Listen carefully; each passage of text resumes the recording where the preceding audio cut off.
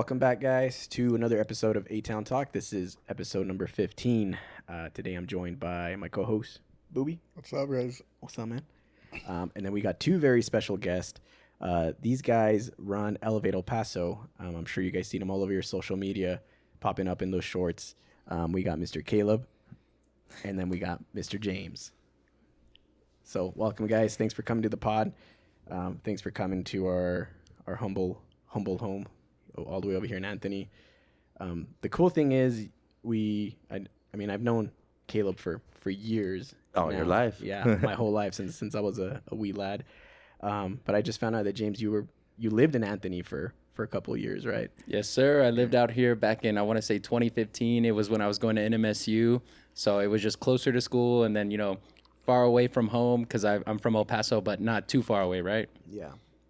Yeah, Anthony, we kind of live, we're like in between New Mexico and, Las Cruces and El Paso. So we're that little town there right in the middle. Best of both worlds. Best of both worlds, man.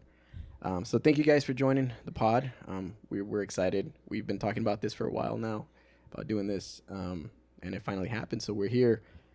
There's a lot of things we were going to cover today, but we just kind of want to start off by, introducing you guys to our audience and just tell us a little bit about yourself. We'll start with Caleb, and then we'll move on to James, and we'll go from there. A-Town Talk. I'm very excited to be here. Thank you so much, man. I've been actually super nervous about this podcast. It's all kinds of mixed emotions and all kinds of flashbacks, but I'm very excited about it. In regards to introducing myself, again, Caleb Lara. I am the producer and host for Elevate El Paso. Elevate El Paso is a TV show on the CW. We air every Sunday morning at 8 a.m. It's a program dedicated to raising quality of life. We typically do this through inspiration, education. So we try to go out there and find role models for people to have, stories that are inspirational, messages that will make people grow. And that's basically the bottom line of Elevate El Paso and basically the bottom line of what I believe to be my life purpose. Hell yeah. What about you, James? Tell us about yourself. No, that was beautiful. I can't even follow that up. I was like, my life's purpose. And I was like, but no, I born and raised in El Paso, first in my family, 915. Of course, moved to A-Town. I'm living in El Paso currently and stuff. But been working with Caleb now for a couple of years in the whole film industry, I guess it's just such a large array, but marketing is probably the best term to describe it. But from anything to podcasts like these, to short films, to the history segments you guys see, we've been doing it all. And this last couple of years, I've been more behind the camera. I used to be more in the front. That's how I started when I was at NMSU. They have a really good program for CMI called Creative Media Industry. I hope I said that correctly, any NMSU students. But basically, CMI is for anybody who wants to get in the field of what we're doing now. Yeah. And so it was just really creative. And I remember how I got into it is I see these students with cameras out on campus, and I'm like, what are you guys doing? Oh, we're filming for class. So I was like, I want to be a part of this. Come to auditions. I go to the auditions. They have all the scripts laid out there, and like I pick a funny one, a romantic one, and I audition, and they're like, wow, you're a natural. When are you going to graduate CMI? And I was like, no, I'm not a CMI major. They're like, you need to switch majors. And it's like, I graduate this semester. I'm not switching anything. And it's just been a journey ever since. And it's been meeting like-minded people like yourself. And it's been great. Oh, yeah. Mr. James Pleasant here is actually an engineer. Oh shit. I'm an engineer. Yeah. Damn. Well, that's a big change, right? Like, I mean, you went from engineering just to... Yeah. How did that From happen? creativity to complete lack of creativity. It's an art in itself, man.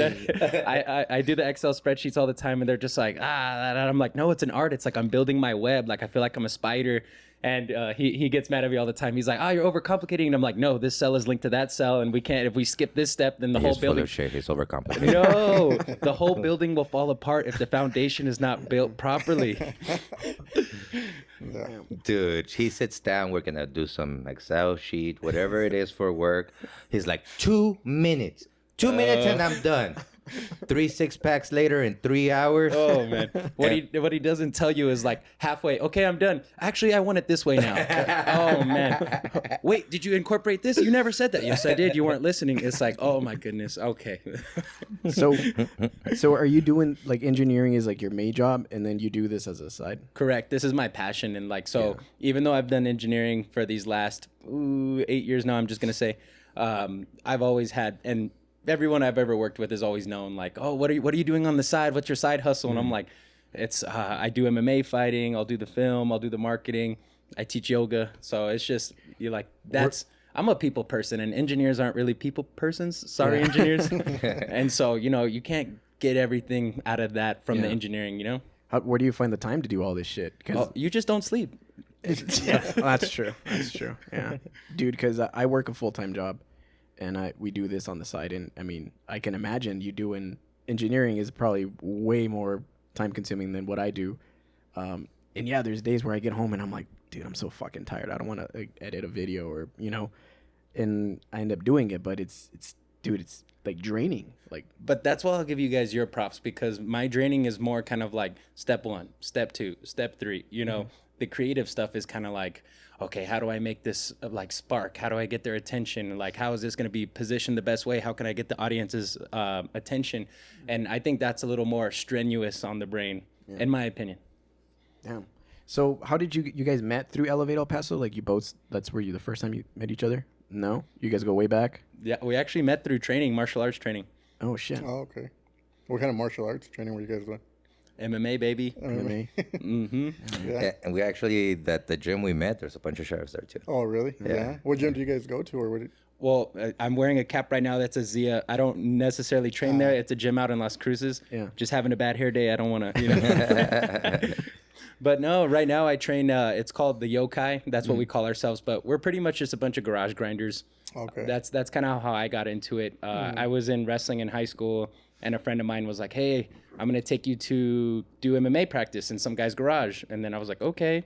And what I love about martial arts is it's so many different peoples from walk of life, right? Yeah. You have like the pothead stoner rolling with like the sheriff, and then, everybody's getting along, and you would never see these people together outside of the gym, right? Yeah. Yeah. Go ahead. No, I was just going to add to that there's just so many more levels to martial arts that you get out of it when you're out there doing the jiu-jitsu. Jiu-jitsu kicks your ass.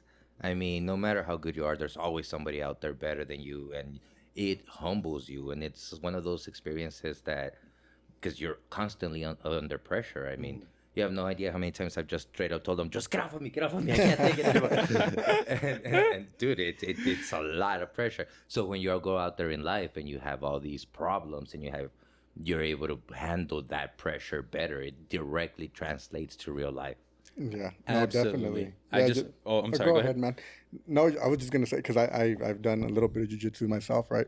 I did a little bit of boxing and jiu-jitsu, and you're right. You're completely right. Sometimes you got somebody on you who's been doing this for a long time, and you're like, dude, get off of me. You're not. I can't breathe. You're frustrating me. Like, and yeah, you can relate that to real life. It teaches you how to work under pressure. Yeah. It teaches you how to work in a situation that you're not used to. It's very uncomfortable at times.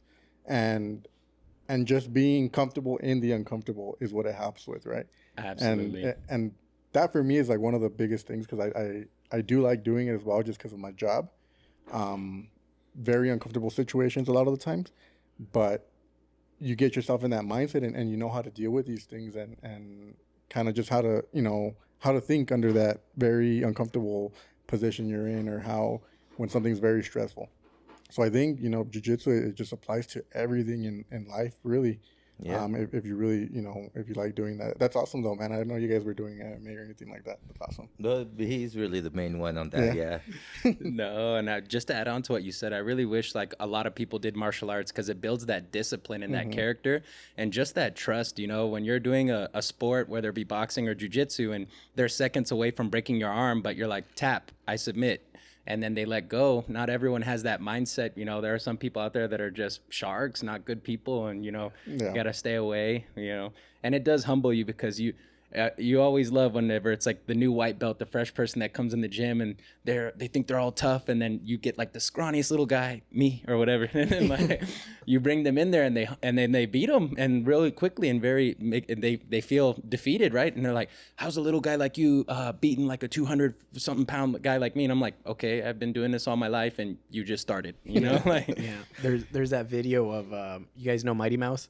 Yeah. Yeah, he was recently like a jiu-jitsu tournament and he went up against this big old dude. Did you guys see that video? no. Like this big old. Oh yeah. That guy was like 3 times his size, and I mean Mighty Mouse, he's a fucking badass. Like he is. he won a town on them, and it was all technical skill. So hell yeah, I've been talking to my homies like I want to go try a class, but fuck man, I have like no experience whatsoever. Well, that's why you're gonna go. Yeah. It's not like they're gonna beat you up. I mean, you learn from the get go. They Yeah. give you the fundamentals, and then they'll wait till the next day to beat you up. Yeah, And you just gotta, when go in there with the mindset, leave your ego at the door, because you will be beat. You know, you will be hurting a little bit. You know, on the inside more than the outside, and you know that's when you really build that character, because it's the people that come back after like getting submitted, and so many times they say, "How did you learn that move?" And I'm like, "It was done on me so many times. I figured out how to do it on someone else." You know? yeah, damn. Then you figure out how to defend against that one move, and they start getting you with a different move. It's a never-ending story, man. Did you guys watch the UFC 300? a couple weeks ago? Unfortunately, no. No? I heard it was didn't. very good. God, man, I took the whole weekend off just to watch that and mentally preparing. And no, it was awesome. It was a cool event. Yeah, I love UFC. I love MMA, combat sports, all that stuff. It's awesome. That's cool. So going back to Elevate, right? How long ago did you guys start Elevate El Paso? Oh, we're going on 6 years now. 6 years. And how did that come about? So, how far back do you want me to take you? I mean, To the beginning. Let's go. We got all day. It's like, take a sip. Get ready. The beginning was when we showed up to the U.S. and my mom was selling food, walking around downtown, and I was by her side looking at the buildings, at awe at them, and wanting to be able to capture that. So my desire was always, I want to make a book with pictures of all these buildings in it. 20 years later, I pick up a camera for the first time, start shooting architecture, start shooting fine art.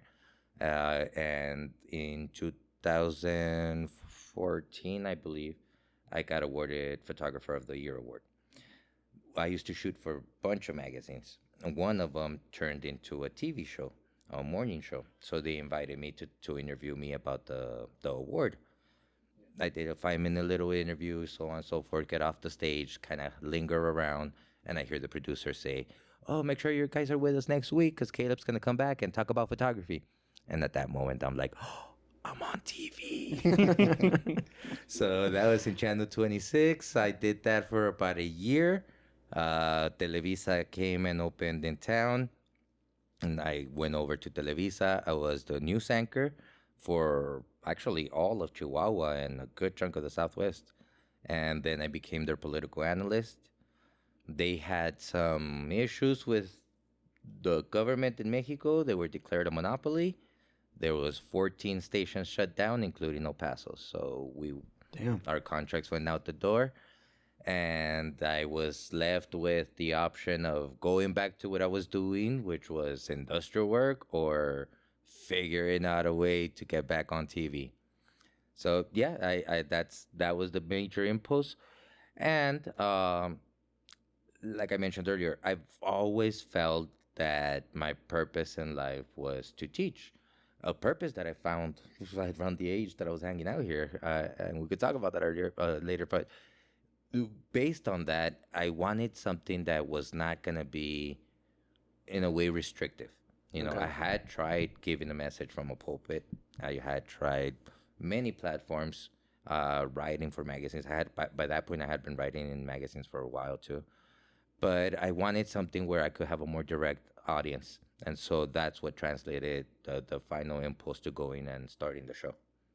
Nice. And a lot of it now, I mean, I came about you through social media, right? Because I think a lot of what better way to direct to your audience than through your phone, right? Because everybody has a phone. So now you guys are doing a lot of that on the page. Like what is that creative process like? Do you have to change a lot of your mentality because TV and social media is a lot different, right?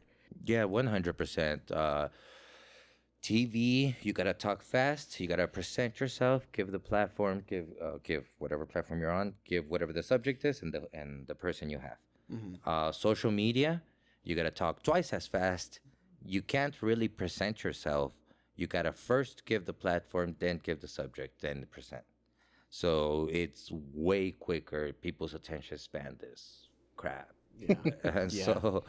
so it does change, and it changes a lot on the production side. I mean, we go from horizontal to vertical. So what used to be very comfortable for me, that I talk with my hands a lot, became very restrictive. Yeah. And so there was a lot of thought that had to go into it, but it's the same thing, just in a different format. Yeah. We've only done this podcast for what, 4 months now? Started Yeah. in January, and it was literally starting from zero. Like, Yeah. when I mean zero, I mean like not even owning a camera, not owning nothing. Like, Mm-hmm. I had nothing when we started this. And it just became, studying YouTube Academy. Yes, YouTube sir. is the way to go, man. Oh yeah. 100%. Let me tell you the origin story of Elevate. Yeah. I was extremely comfortable in front of the camera, and I was a photographer. So I owned a photography camera. I was telling you, I wanted to go back, and I did, but didn't know how. And the reason it took me a year is because I had never done video. Never, never, never. In comes a guy was living out of town. I had known him from many years ago. Turns out he was the producer for a TV station, and he had a show of his own on YouTube. And we're sitting there talking. He's like, "Well, what do you really want to do?" I was like, "Well, I want to do a TV show." He's like, "Can you really do it?" I was like, "Yeah, look, this, and this. All right, let's do it." We're all excited. We hold castings. We do I do a pitch reel. I start selling it. Go book the time. Then I book the time, and the dude disappears. And I'm sitting there like, "Oh shit!" And YouTube University, I learned how to edit. It was a nightmare. I had a photography camera, a photography tripod, and that's it. Yeah. I was doing TV with that. It's insane. Later, I was telling you about the Zoom. Yeah. My audio was, I had no idea how extremely difficult audio was. It's Yep. probably way more difficult than the video. And I didn't have anything to record audio on. So I went my first year recording audio on the camera's mic. Damn. It was ridiculous. Somebody gave me a one input Zoom voice recorder. Mm-hmm. I did it like another year with that, and was saving up to buy a bigger Zoom. Yeah, this shit is expensive, man. I've put in so much of my savings onto this, but I don't regret any of it. Like I love it, and I want to keep getting better. But yeah, so when I got into it, my brother-in-law gave me a camera, right? And same thing, he gave me a Canon, a Rebel TS4 or something like that. And same thing, photography camera. Yeah. Like you can record video and you can do like 30 minutes and then after Yeah. that you're done, right? So I wanted to start shooting the podcast with that, and then I realized I could only do 30 minutes. I'm like, 30 minutes is not going to cut it. So then that's when I started doing my research, and I found the ZV-10 that I shoot with now, and it's a good little camera. I think it's a good starter camera for Yeah. now. The pod track, all this equipment, just very basic stuff, but it's getting the job done, and we're building on it now. But yeah, And that's it's really hard. all it takes, man. Yeah. It really, the only thing it takes in media and in anything in life is having the tenacity to do it, and don't stop, because you're gonna get the gear. You're gonna get people that gravitate towards you, that are gonna be willing to help, that they have gear, that whatever it is, and you'll be able to get up. Just don't stop. Don't give up the dream, no matter what, because right now you're in a bit of a high. Yeah. It's great. You realize you're starting out, so your gear's okay. A year from now, when the gear's still kind of crappy, and you're like, "Damn it, I've been doing this for a year," yeah, that's the moment you need to come back and realize, I can't stop now. I've been doing this too long. Yeah, and one thing I saw, like I said, on YouTube, watch a ton of videos where people were just talking about, their journey beginning, and everybody kept saying consistency, stay consistent, don't stop, don't stop. So my thing was like, we're gonna do a podcast. We're gonna do a video every week. I'm gonna try to do this for a year, just a video every week, every week. And so far, it's been working out for us. Like we've steadily we're growing. We're at 175 subscribers now. Nice. We get pretty decent views. Like so, it's just consistent. And I think the most important thing is that we're having fun with it, really, and it's newfound passion. And earlier you said that a lot of your journey didn't start to like your 30s, right? Or you made a comment something like that where your passion. Yeah. Well, that was sarcasm, but Oh, well, I took it to heart, man. that's- I took it to heart. That's when I started really knowing the nightlife in the past. No, my creative journey. You know, Yeah. when it started, I was and I don't know. So I also have ADHD, so that didn't help. But when I was a kid, I used to be really frustrated. I used to get like angry, and I was an angry kid. I was pissed at the world. But I used to get these fits where I just felt super anxious, and I felt like something needed to come out of me, pour out of me. I used to tell my mom, I feel like I just need to build something. Yeah. And one of those rages, I ended up just starting to carve a fire log, and what looked like a tractor trailer to me. I'm sure it didn't look anything like it, but the relief of creating something Yeah. was amazing. And after that point, I knew that's what it was. I needed a creative outlet. And yeah, no, I mean, creativity has always been a passion. I cannot be myself without something artistic, something creative to be doing. Yeah, it's something that I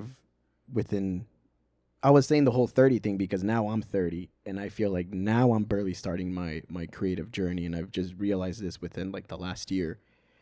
And you're right. The high that you get off of, creating something and putting out there and then people reacting to it, and Exactly. it doesn't get any better than that. Maybe we're a bit egotistic or No, I don't know. no, it's about fulfilling your purpose. It's about fulfilling a godly mandate almost. I mean, how do we know God? We know God by what he creates. So we know that he's a creator. We identify God as a creator. So we know that we are supposed to be creating. Right. So however it is that we express creativity, we're bringing about a form of beauty. You are having a divine moment. You're being godly. You are giving an outlet to bring beauty. There's nothing more mystical than that. And I think it's something where it's what we're supposed to be doing, and it brings a sense of fulfillment. Yeah, And you're right, it's not egotistic. I mean, the feeling I get when I say I made that Yeah. is uncomparable. Yeah.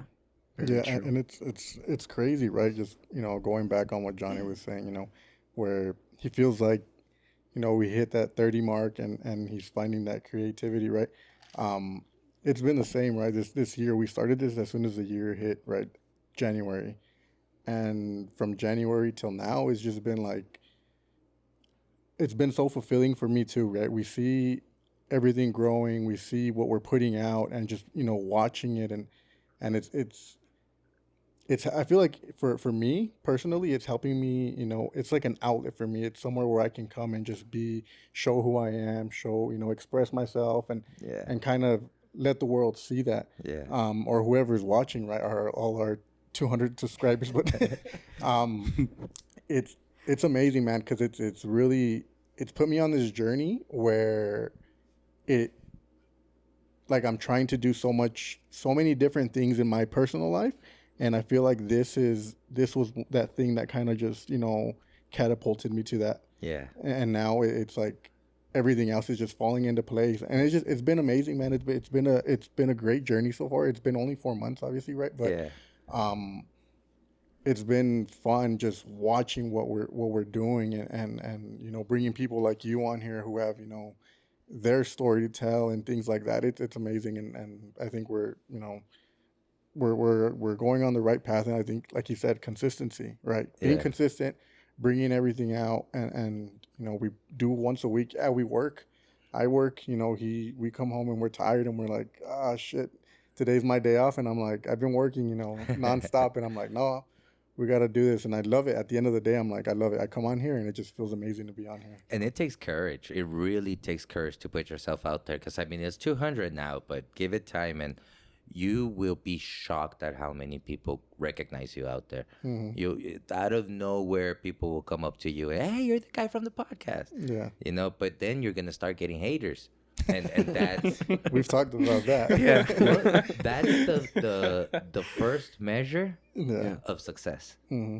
That's when you know you're okay. We're reaching. And keep in mind, in media and in politics and in most of life, you have to be the one that they either love or hate. Right. You can't. You have to take a stance. You know, and so let there be haters.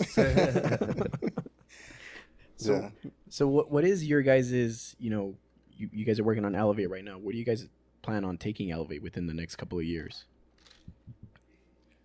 It's like, man, I was like, I have so many ideas, but I'm like, I don't want to jinx myself at the same time. And then Yeah. also, I don't want to overcommit to the audience. And like, you said you were going to have another TV show coming up here soon. Yeah. But that's what I would really love. I would love for it to expand and grow. And right now it's Elevate El Paso, but why can't it be something like Elevate world. Yeah, Elevate the world. I was gonna say like Elevate Chattanooga or Elevate Austin or Elevate and just like make it more of a global thing and then get more people on board. And then I would love to put out more content. And for me, everything you guys are saying, it's just beautiful, right? Where it's like you see the fulfillment and joy you give in other people when you give out your product. And Yeah. you know, as I'm a self-critic, so I'm always like, it could be better, it could have been better. But you know, it takes time to perfect your art no matter what it is. And I think that's where that consistency aspect comes into it.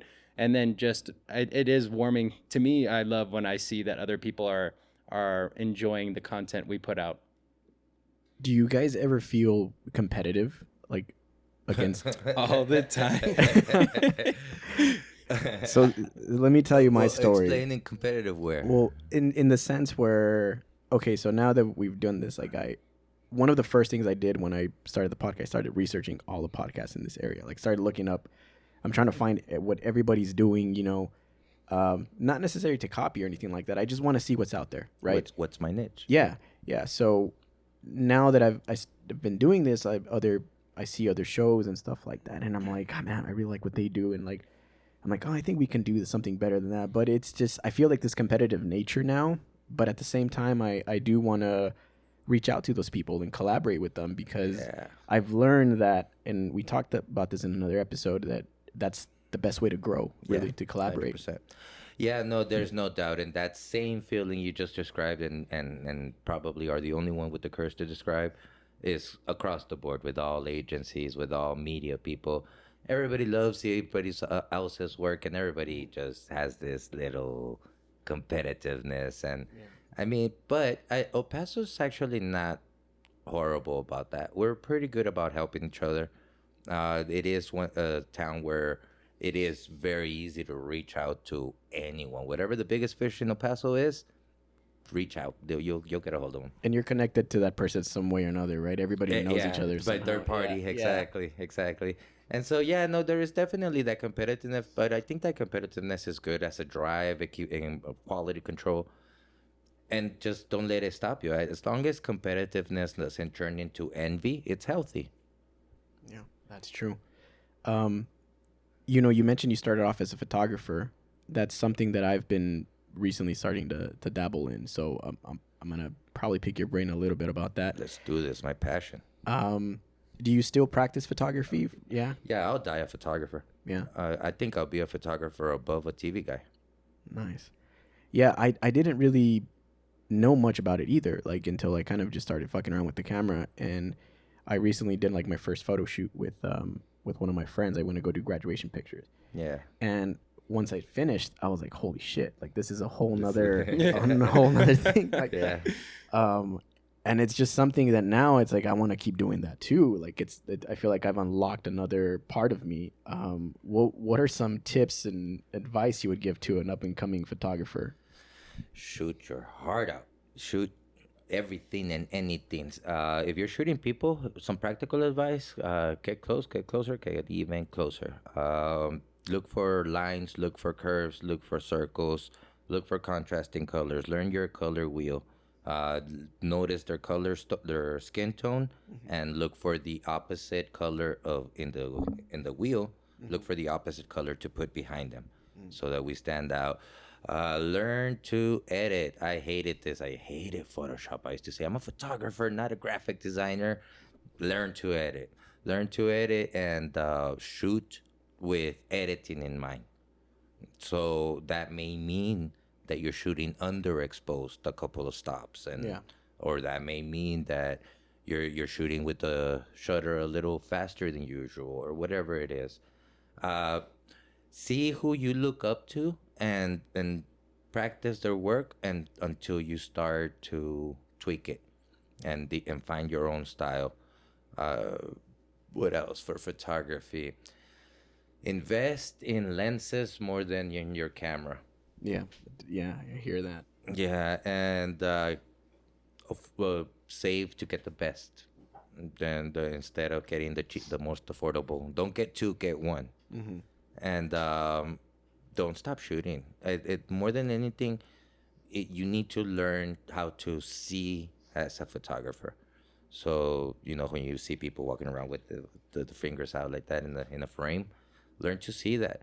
You see a curve, or start imagining, well, that curve could come out of the corner of the picture. That means I could put a person at the end of that curve, and the eye is going to follow up to the person. And if I put a light behind them, then they're really going to stand out. And Yeah. so just start looking at life. I actually hate movies. I don't ever watch movies. And when I started photography, I used to force myself to go see movies and just look and try to figure out where the camera was. Yeah, that's something that I've been doing now. Um, I went to the movies with my brother last week. We went to go watch Civil War, and the whole time I was like, I'm just focusing on the shots, like throughout the movie, and it's kind of annoying because Yes. it's taking me out of the movie at some Yes. point. But I'm focusing a lot of the shots, and like the lighting is another thing because I've been trying to fuck around with lighting more. And there was this one shot where it was a nighttime shot, and for me that's been the most complicated thing, like shooting at night. Like I can't figure out the lighting quite yet. And I was just like, how the fuck are they doing this shit? Like that looks so like beautiful, and it was like it's hard, but I guess it's something with time that will come. I was super fortunate that I've always had absolutely no shame. And so I wrote to the guy that I really looked up to. And I asked him, hey, can I be your assistant? Can I trail you anything? He's like, well, I don't really need assistance for what I do, but you could come along. I ended up trailing him for like 2 months during the production of one of his books. And his big thing, my obsession was night photography. And that was his big thing. So do that. Reach out to somebody you like their work, and I'm pretty sure the majority are gonna say, yeah, come along, and just mess around with your settings. I mean, do see the lighting is the key to all photography. Yeah. But that you have a tool to capture light. Yeah. In fact, photography, before it was called photography, used to be called freezing the shadows, because they invented photography like 150 years before they could figure out how to make a picture. Wow. So they would be able to take a picture, put it on a plate, but the shadows would start to spread after a few minutes. So the whole point was, how do we freeze the shadows in the picture? And it took them like 150 years to figure that out. Oh shit. So you are quite kind of transitioning, and you were quite a history buff, right? Like Yeah, that's always been a big. I've always loved history. What's funny is that now that's kind of what everybody's starting to relate me to, right? Yeah. When I started the TV show, that was the first thing I did. I'm sitting there going like, dude, that's been there for 6 years. It's like nobody watched that. But you know what it was is that I wanted to do. I love the concept of documentaries. Yeah. And I want to be a documentary filmmaker. So I started out doing food documentaries. It was like 30 minutes. Nobody watched them. And I went through a bit of a business crisis. I coming out of a life crisis, and there's all kinds of crises going on. And so I had to kind of reinvent myself. And I'm literally sitting at home trying to figure out how to get things up again, because I at that point I considered myself dead as a show, as everything. And I got that documentary I did like literally the second or third month of me starting Elevate, and I chopped it up into 1 minute segments. It went viral. And it was literally a 6-year-old video. Wow. I think it goes back to the attention span. I know I'm guilty of it, where he'll be like, "Did you see the video I sent you?" And I was like, "I saw it was 15 minutes." And so I was like, "I'll watch it later." And he's like, "Oh my God." And I'm like, because it's like Instagram or like TikTok, you just expect it to be like 30 seconds or less or something like that. I guess when you're like on YouTube, if it's like an hour long or like a podcast, you're kind of like, okay, that's the time frame. But some of the social media, I guess it just instantly triggers you to be more quicker about like the content, you know? Yeah. I have, so the video that went viral was 30 seconds long. The average view time was 13 seconds, and it has over 65,000 hours viewed. Wow. That's 65,000 hours viewed in 20-second segments. That's insane to me. Well, that's the thing. Like, like, I like history, but in order for me to watch like a history documentary or any documentary, I kind of have to be in the mood for it, right? It's one of those things where like, okay, I got time to kill. Like, I'm gonna put this on, but then you heard me. But then yeah, and then You that's put it in a minute. you put in a minute to 90 seconds, and it's like, okay, like I get the crash course of it, like I get all the facts from it in a minute, and that's cool, you know. Like, okay, move on to the next one. What else can I learn in like 60 seconds? So that's pretty cool, man. See, and I get this debate with my friend all the time where he's like, "Why do I need to watch the whole documentary when I can get the summary in a minute?" And I'm like, and then you know everything. And I'm like, no, you think you know everything, but you just got the points, but you don't know how it was built to that, and you don't know all the intricacies. And I think it's very misleading, and it gives that sense of false confidence that like, oh, I know it all. And it's like, you know, just the surface level.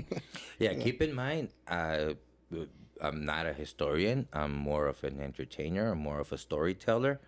So, yeah, there's a lot missing on those 1 minute segments. And in fact, there's several properties or personalities where I've done 2 or 3 minute videos on them already. Yeah. Because it's so hard to squeeze that in there. You ever thought about doing a podcast just talking about history of El Paso? I mean, we have a podcast, but it's not just history. What I do think that is very likely to happen in the next coming weeks is that the TV show is going to be much more history content now. Yeah, because I mean, there's a lot of history in this area. Yeah, it's pretty Absolutely. cool. And it's kind of weird, isn't it, that like I'd say like the 2 most popular forms of like social media or like consumption now is like podcasts or like short form. Like one extreme or the other. Yeah, it's like there's no in between anymore. Yeah. I know for a while, like, you know, vlogs were like a big thing, and then like everybody's doing like 10-minute vlogs was like the thing, and now it's like you do like hour to 2 hour podcasts, or you do this short. Yeah, it's Joe Rogan's fault. Yeah. God bless that man. Yes, sir. Yes, sir. He liberated us. So, James, you know, you were talking about a little bit about your MMA career, and I'm curious, how long have you been doing your MMA for? So my first fight was actually in 2014 at the Las Cruces Convention Center. And I was about 19 years old. And I remember I had just graduated high school, and I was like a wrestler, and I went to state and all that stuff. But I didn't want to do wrestling anymore in college. It's a brutal sport. I would say any wrestlers out there, you understand cutting weight every week and then getting your face all smashed up. But I still had the itch. And so when my friend had told me about the MMA at the friend's garage, I was still like a senior in high school. We went. And then after high school, I started training with these guys more frequently. And they said, you want to do a fight? And I'm like, sure. I didn't tell my parents, of course, because I didn't know what they would think or they'd say. And it just so happened they were going out of town that same weekend. So I was like, perfect. Now I could tell you, you know? Yeah. And, you know, I was actually surprised. And I think this goes back to people are more understanding than you would think they are sometimes. And my parents were like, oh, we want to be there. We want to support. I thought you would be mad. I thought you'd be upset, especially my mom, right? Yeah. But no, it was great. I didn't end up winning the fight. They had me against this boxer dude who already had like 8 fights or whatever. And I was like, hey, this is a setup. And the promoter said, well, you're like a state wrestler. You're not just a 0-0. And I'm like, I don't know the game too well, so I'm just going to take your word for it. Big mistake out there. Know your people. Man, there are some, what do you call them? The matchmaker sharks, you know, like building people's records. But it was really good. We went the distance, and I made the same mistake a lot of new fighters make when they start competing for the first time. Instead of doing what they know, they start saying, like, I was going against a boxer and I had a wrestling background. And then he threw a couple punches at me, and I was like, I woke up, right? And I said, I could box too, even though I know nothing about boxing at the time, right? And it wasn't until that second round where my coach said, he's like, does it hurt? I'm like, what? And he's like, does it hurt? And I'm like, no, I feel fine, because all the adrenaline, you don't feel it till later. And he's like, well, then stop acting like a bitch and get out there. And I was like, that really woke me up, right? And I went out there and I took him down. And that second round, I just dominated because I stuck to what I knew. Yeah. And then the third round was just a brawl. I would take him down. He'd stand up. We'd be standing up. I remember there was one time he punched me in my temple right here. And I kind of like, it was like that, like, boom, like maybe like a little tiny, what do you call it? Concussion? Daze. Tiny days. Yeah. And then as he was coming in, apparently I put my hand out, and then he ran into my fist and he got dazed. And so I lost by a split decision, and I just had the itch after that. My body was sore everywhere. Oh my God. This is how naive I was. I was like, all right, guys, I brought my clothes for after. We can go out and we can party and this and that. No, man. I had my friend take me home, and like just all night couldn't sleep just because the whole body all bruised and sored up. And then I really learned that like I need to be more well-rounded, just because the UFC and MMA is not what it used to be 20 years ago, where people were just specialists. Yeah. Now everybody is like a black belt or a all-American wrestler or this and that. And so you can't go in there with that mindset where it's, I'm just going to do takedowns. I'm just going to throw hands. I'm just going to do kicks. So it's a journey. And then I was telling you guys before we started the podcast, I fought for about 6 organizations now. That was Southwest Brawl, Jackson Wink, King of the Cage, LFA. That one's like a top one right there. I think Sean O'Malley came out of that one. Rough, and then XKO in Dallas. So it's been a journey, and I really enjoy it, and just meeting all the different people and their background and styles. It's like Bruce Lee stuff. Like, okay, this works for me. All right, that doesn't work for me, and I'll throw that away, you know? Yeah. Do you want to continue pursuing a career in MMA? Like, do you see yourself like making it? I mean, everybody wants to make it to the UFC, right? That's like the big time. Absolutely. Yeah. I want to make it to the UFC. So I got a fight coming up on June 1st, and it's going to be for a belt. It's going to be one of their undefeated guys out there. So it's going to be a really tough match, but it's been great. I actually went professional 2 years ago. So I have 3 fights already pro. And then I think amateur was like 9 fights, and then so many jiu-jitsu competitions or whatever. So what do you think is the best background for MMA? Like you have the wrestling, right? Like I'm biased, so I'm going to say wrestling. And then if you look at all, like how many UFC champs out there that were wrestlers, it's just wrestlers are dominating right now. And I think it goes back to wrestlers just have that discipline. It's like the toughest sport out there, you know, and it's a little different than jiu-jitsu, because jiu-jitsu is Japanese for like the gentle art. And it in a way, it kind of is, where you're kind of using their body and their weight against them. Wrestling is just grind, explosive, forward all the time. And use your head, have all these scratches on your face and whatnot. And you're cutting weight every week. I remember I was in high school, and they said, okay, you want to be in varsity? And I was like a sophomore, so I guess like 15, 16? You got to drop 10 pounds, and keep in mind every week. Like, so I was weighing 140. They wanted me to wrestle at 130. So Monday they'd weigh me. I was usually 8 to 10 pounds over. All right, 8-pound practice. And then that Friday you weigh, and this is the difference between wrestling and MMA. MMA, you weigh in the day before, and then you fight the next day. In wrestling, you weigh in that morning, go eat a peanut PB&J sandwich, and then start wrestling for that whole day. Jesus Christ, you didn't even properly hydrated. Yeah. Yeah. What do you walk around at? Oh man, like right now I'm like 175. Look at him. He's malnourished. I'm strong. He's skinny as hell. I'm strong. He And you're- barely breaks 100. You're like 6'2", 6'3"? I'm 6'3" and a half. 6'3". The half matters. So what are you fighting at right now? 155. 155. Yeah, and this is crazy too. My fighting career, I went from 145, 150, 155. I fought at 160 one time and 170. So I remember that one time I went 170. They called me the week before, and they said, "Hey man, we need somebody." They dropped out, and he already had people fly in and all this. And he was a friend of mine from Jackson, and he called and he was like, "Hey, I'd really appreciate it if you fought me." And I said, "Okay, I'll do it." I ate before practice because my mom's like, "Oh, you're too skinny. Let me make you some sweet potatoes or whatever." I wore jeans and I was still 164. And that guy weighed in at 170, and we fought. We went the distance, and then right after that fight, they offered him the belt for 170, and they offered me the belt for 145. And Jesus everyone's like, Christ. "You just fought 170, now you're fighting 145." I was like, "Yeah, let's That go." is insane, man. Well, I watch a lot of the UFC embeddeds, like leading up to the fight, like they do the YouTube videos, and they'll show them while they're trying to make weight. Some of these fighters are out there fucking dying. Yeah, I don't know how that's healthy. I don't know how that even gives a good performance. You know, I think the problem is the weight classes are just so far apart, man. It's Yeah. like 15-pound weight classes. And then you look at something like boxing where it's weight classes every 3 pounds. And so, for example, for a long time, I was weighing like 170. So it's like either I wrestle at 170 where people are dropping from 200, or I go to 155 and now I have to drop like 15 pounds, you know? And so it's like, that just makes more sense. And it's a type of sport where you always want to be less weight, less, you know? So you said you had a fight coming up in June 1st. June 1st. So have you started? Oh, yes, Yeah, sir. you're already in. Usually I'd say a good camp is A about, cup away. it's creatine and water. But usually you want at least a 6 to 8 week camp. Yeah. Typically speaking, you know, training never stops, right? But training with a purpose is just a little different. And I think there's a lot of gym heroes out there where they're like badass at their gym, like they're like top dog, this and that, but they never compete. And there's nothing wrong with that. You know, some people just want to train, some people this and that. But there's just a different mental switch from I'm just training to train to like, no, I'm training for a purpose on this specific day, and it's going to be in front of everybody, you know, and I have to lose this weight and I have to control my mental and my emotional, and it's way more than just physical, right? Damn.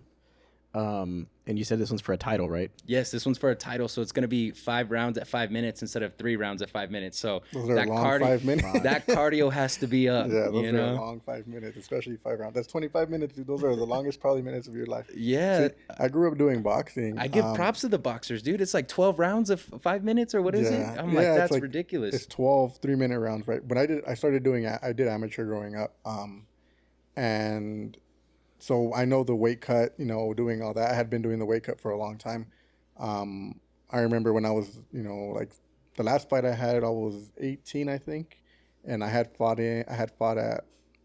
I was fighting at 140, at 140 pounds, and so I ended up coming in. I came in like at 138, 139, and I had been killing myself, man, to make that weight, because I was playing football throughout the year, and I was, you know, so I was bulking up for football and then having to lose the weight for fighting, and so I was doing all this stuff, and then so I remember I killed myself to make that weight. Absolutely. And then we get to the weigh-in, and the other guy comes in at like 143, 144, and they're like, he's over, dude. Like, you guys still want this? And I'm like, fuck, dude. I've busting your ass. I've been busting my ass. Like, who else am I gonna fight? Well, that's the only guy we got right now.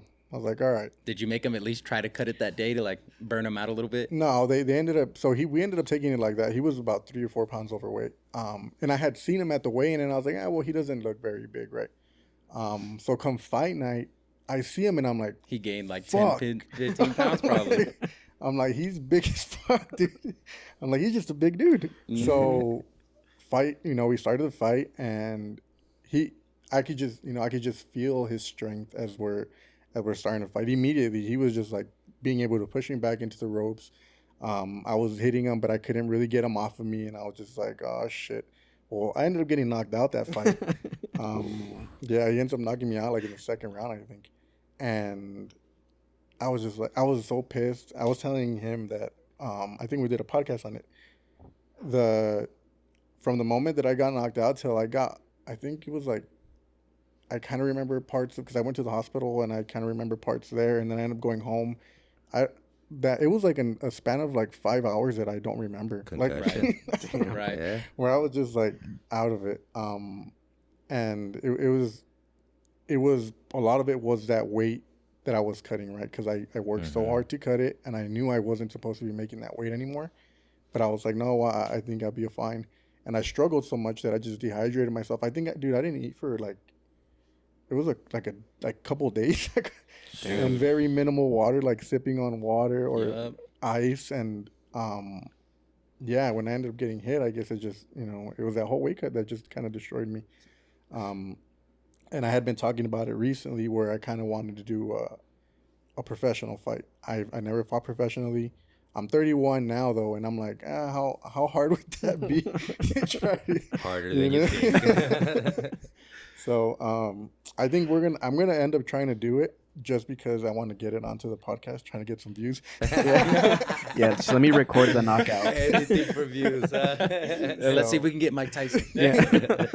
So we'll see what happens. It's gonna have to be one of those things where I take it like really serious, man, because you go in there and you can get really hurt, right? And it was one of those things where I think I'm gonna have to do at least like a whole year of just training and getting back into it, because I haven't been in the ring for, I don't know, maybe like 10 years. So trying to get back into it after maybe for like a year, and then try to get a fight, and we'll see how that goes. But and boxing is so different, dude. There's no option. You're gonna get hit. yeah, you're gonna get hit. But you guys know Stephanie Hahn, right? Yeah. Mm-hmm. She's, I believe, 6th or 7th in the world right now. Mm-hmm. And she had a 10-year gap and went back in her 30s. Yeah. And has been undefeated. She was she was the champion, right? No, her sister was champion. Yeah. Oh, okay. And I know her sister had a baby or something, like somebody had a kid and didn't fight for a while. One of them did, maybe. That's Stephanie. Oh, that's Stephanie. That's Stephanie, okay. Yeah. See, I got confused. I didn't know there was 2 of them. I thought it was just Jennifer. Yeah, there's 3. And it's a brother, 4. Right? They have a brother as well who also it's fights. 3 girls, 1 guy. Yeah. Oh, okay. Wow. Yeah. She's the one that's EP15, right? Yes. Yes. Yeah. Yes. Man, Oh man. Yeah, Steph's awesome. damn. Talk Yeah, about. But same story. I mean, it's doable. Yeah, I saw the what it's called, Fight Wars, I guess. Yeah. She was in it. Yeah. Yeah. So I had been looking into that, and I was like, oh, that's pretty cool, man. Oh, it's coming up with Trevino. We Yeah. were just talking about. Yeah, and you know what? I had talked to Trevino, because he also does like what's that called? It's where they have different agencies compete and fight. Oh, like Battle of the Badges? Yeah, it's the Battle of Badges. Oh, type yeah, thing. yeah. And he does that event. Yeah. So the last one that he had, I wanted to compete in it, and I had gone to his gym, and he was like, "Yeah, dude, train here. Like, we'll get you ready for it." I'm like, "I haven't been in the ring in forever." Yeah. Unfortunately, I was going through the academy at the time, and they were like, "No, like we can't risk you doing that stuff because you go and get hurt, and then, we're not gonna be able to put you out." So I wasn't able to do it. But that's also like an amateur event. I kind of want to do a professional event just to see how that goes. So. Whole different ball game, man. Yeah. I tell people all the time, a lot of people want to skip steps, right? They just want to get to the top. And I'm kind of like, let's get a couple amateur fights, man. Because I think it takes a few fights for you to really figure out what your style is, you know? Because it's just different. Like I was going back to the gym warrior analogy. When you're at your gym and you know the people and you trust that there's certain moves that you could try on them that like, oh, it'll be okay. In the ring, you try a move you'd never done before and the guy capitalizes. And then that was one thing that a lot of people had told me is like, at the competition is not the time to try something new. No. You do what you know, and that's why your practice should be very consistent about like every day I'm working this, so that way when I throw this, it's like my 100th million time doing this, so like it should just execute flawlessly. Do it, dude. Get that fight. We'll corner you right here. We'll do your training camp. He just wants to see me get hurt in front of everyone. I do. That's a good friend. Yeah, no, it's a good friend. Most of my friends are haters. I tell them, and I'm like, see, that's how you know you love me.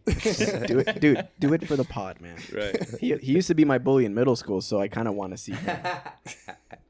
Yeah, I don't know if you guys saw. So we had the way me and Johnny became friends is we we didn't really become friends till what, like high school. Yeah. But I knew him in middle school, right? 'Cause From Anthony- bullying him, right? No, he He's saying says it. he says I would bully him, but I was never an He says I actual. wasn't cool enough to hang out with his crew. I was never an actual. I was never a bully. But I guess he says he remembers this time where I guess we were hanging out outside in the morning, or during the day. I don't remember. And he says that he came up to us, like our little group of friends. We were just there hanging out. And I told him to get away because he's not cool enough or something.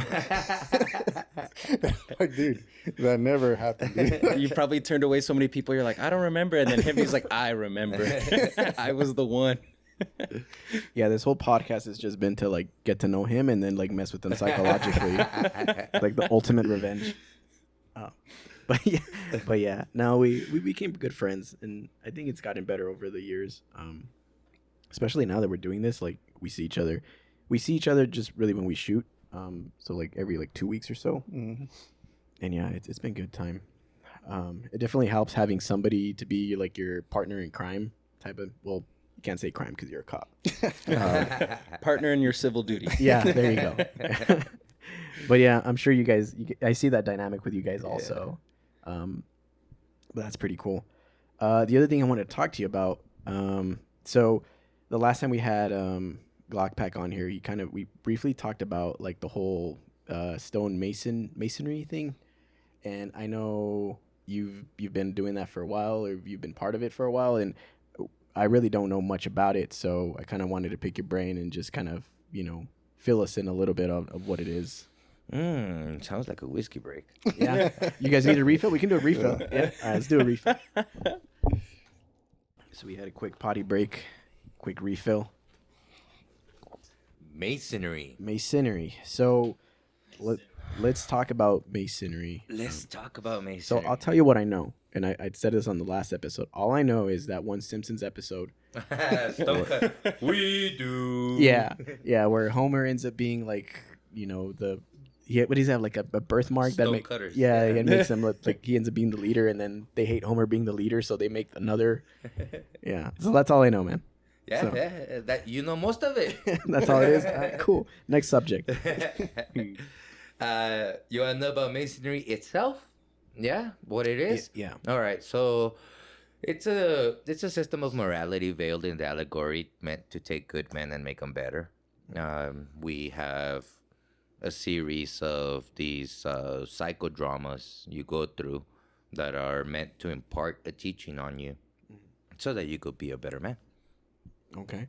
And how long have you been in a Mason? Or I mean, there's titles to it, right?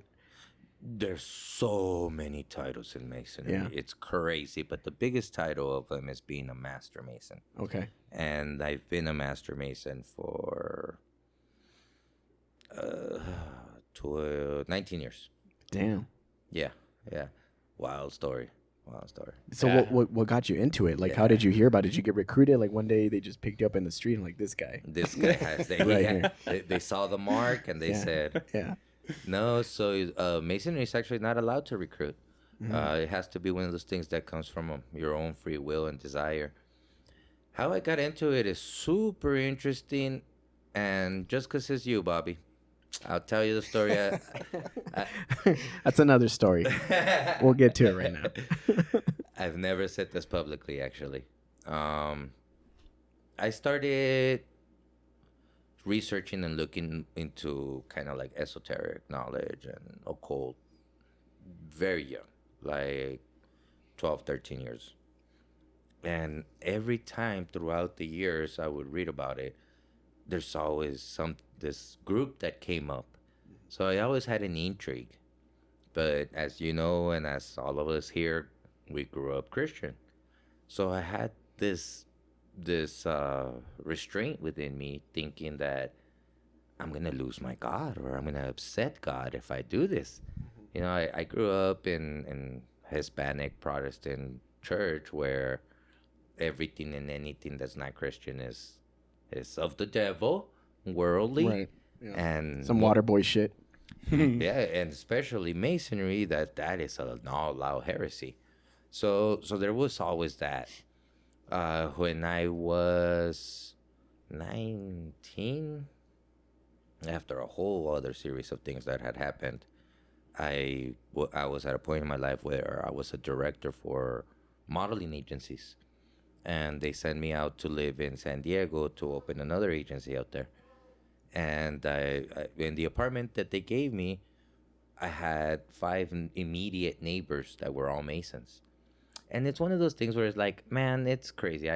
Life is just tailor made for me, as it is for everyone. That situation I feel was just meant for me to see the reality of Masonry. One of them was a practicing all out occultist dressed in black. He was an artist. He was always doing pentagrams and the whole 9 yards. Another one was a Christian. There was a Jew and there was a Muslim. And it's like, you can't get. Sounds like a joke. It really does. It really does. And these guys were getting together every day. California, they'd be sitting there smoking, painting, doing their thing, right? And I was sitting there at how great they got along. I mean, I come from a background where I went from Pentecostal to Baptist, and the world was ending. And it was like, not even Christians could get along. Now you're having different religions. It's like, there's something to this. So I came back from San Diego with the decision made. I'm doing this no matter what. It took probably about another year or so. And I was working at Sunland Park Mall. At this point, I've switched jobs. All kinds of huge life events happen. I'm at the mall. I'm selling cell phones in the hallway. I was that annoying guy. Hey, you want a free cell phone? Well, you're right below the guy that wants to clean your shoes, so you're not that annoying. Yeah. And there's across from the hall, there's a guy selling dog tags. And he's got the computer facing towards me, and I can see the designs that everybody orders, right? And I see this older man dressed in all black come and order something and walk away. And a few minutes later, I see a compass and square pop up in the computer, and I'm like, oh, the old man's amazing. So as he came back, I was like, hey, you want a free cell phone? He's like, no, I come here anyway. I was like, we're going to talk. Turns out the brother was from Juarez. And he was from a lodge out there. Mm-hmm. And I was like, I want to be amazing. I want to get into this, blah, blah, blah. Went through the procedure. It took like a year and change for them to call me back. That's not normal. And I kept talking. I would call him every now and then. Is everything okay? And he would tell me, yeah, did you lie in your application? I'm like, no. I'm like, yeah, no, don't worry. We'll call you. We'll get to you. Well, like I said, about a year went by, and I finally get an appointment to go down. This is in Juarez. I go down. It was the day of my initiation. And this is the part I've never said publicly. There's cars from all over there. There was all kinds of people. I'm sitting outside. I go through a whole ordeal, which is a big ordeal, hours of this whole thing of initiation. And at the end of it all, there was a cafeteria in the basement. And so we went down to have a drink, food, right? So I'm going down the stairs, and there's this Mason down at the very bottom of the stairs. He looks at me when I'm like halfway down, and he's like, hey, how's your dad? I'm like, I haven't seen him in 15 years. And the whole lodge just stayed quiet. Then everybody burst out laughing. I'm like, oh, we thought you were lying in your application. I'm like, what do you mean? Oh, well, look, you see that guy, and that guy, and that guy, and that guy? Your dad initiated us in this lodge. Oh, shit. Wee woo. Yeah. That was wild to me. It blew my mind, and it only confirmed that I was where I needed to be. That's not natural. That's not normal. That could only be arranged. Yeah. Wow. And I mean, do you have a relationship with your dad, or have you spoken to him, or what's the deal with that?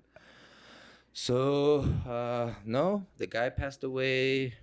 I'm not even sure. I think something like 15 years ago. Yeah. And the last time I saw him, I was 5 years old.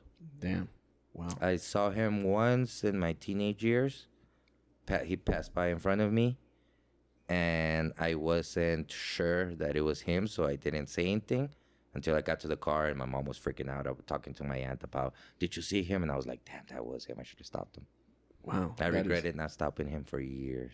That is crazy, man. did you talk to those other Of course. Masons about it? Yeah. Of course. Not just that, but years later. So in Juarez, when you go from one degree to another, you have to turn in a bunch of thesis papers that they make you do. And those get kept, those get stored away. So I got to go back and see what he wrote. And there was a lot of other things that blew my mind. We got to talk about the same subjects, and his point of view and a lot of things were very similar. What blew my mind was that I grew up with this image of my dad being like the devil incarnate. And the dude was super fanatical, man. He was just another Christian, but nobody ever knew that. I knew it because I saw it. Another thing that blew my mind is when I saw his signature. So his name was Hector Lara. My name is Hector Caleb Lara. And my H and L are exactly the same as his in the signature. Damn. And Masons, when you become a master Mason, every time, Mexican Masons, when you make a signature, you put 3 dots in it.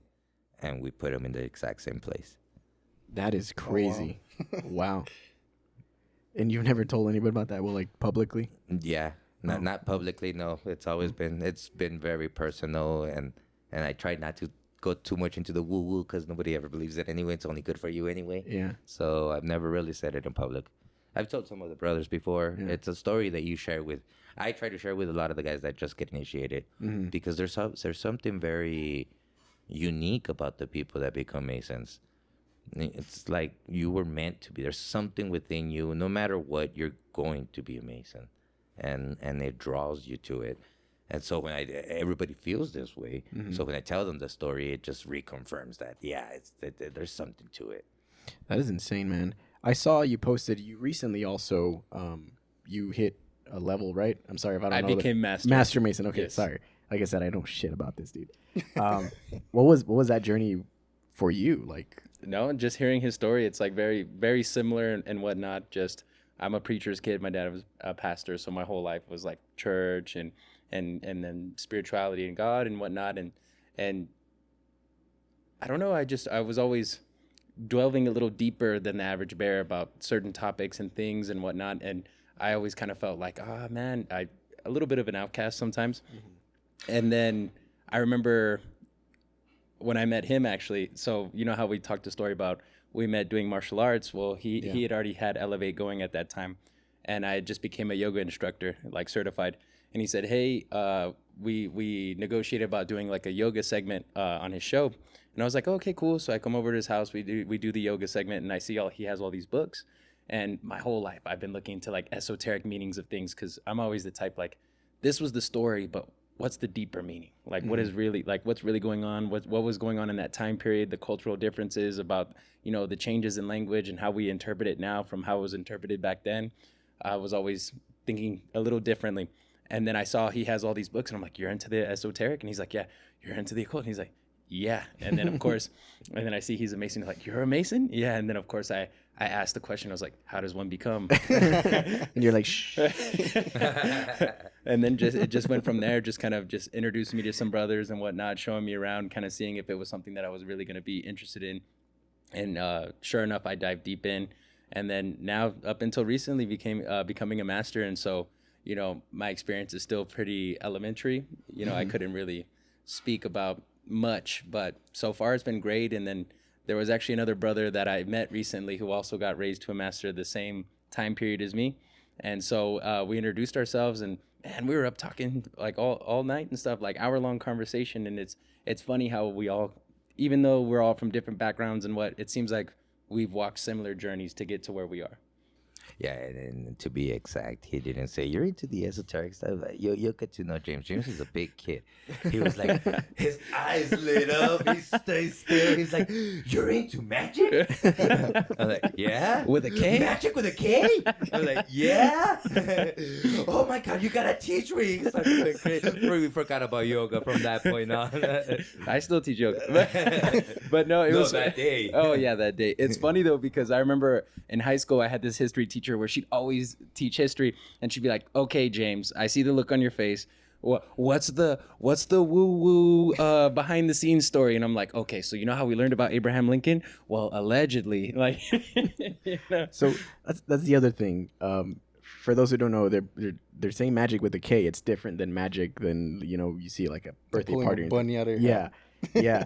And that was another thing I didn't know until like I started seeing some of your videos, and you sent me the podcast you did recently, the interview, and I was watching it, and I was telling Booby, I'm like, half of the shit I didn't understand it. Like, there's a lot of stuff. Yeah. It was just like, I've never felt so dumb in my life. But tell us a little bit about magic with the K. And So to begin with, the very, very first thing I want to make sure we get very clear is that magic and masonry are not the same thing. And Right. they're two very different things, which kind of go hand in hand, but are not.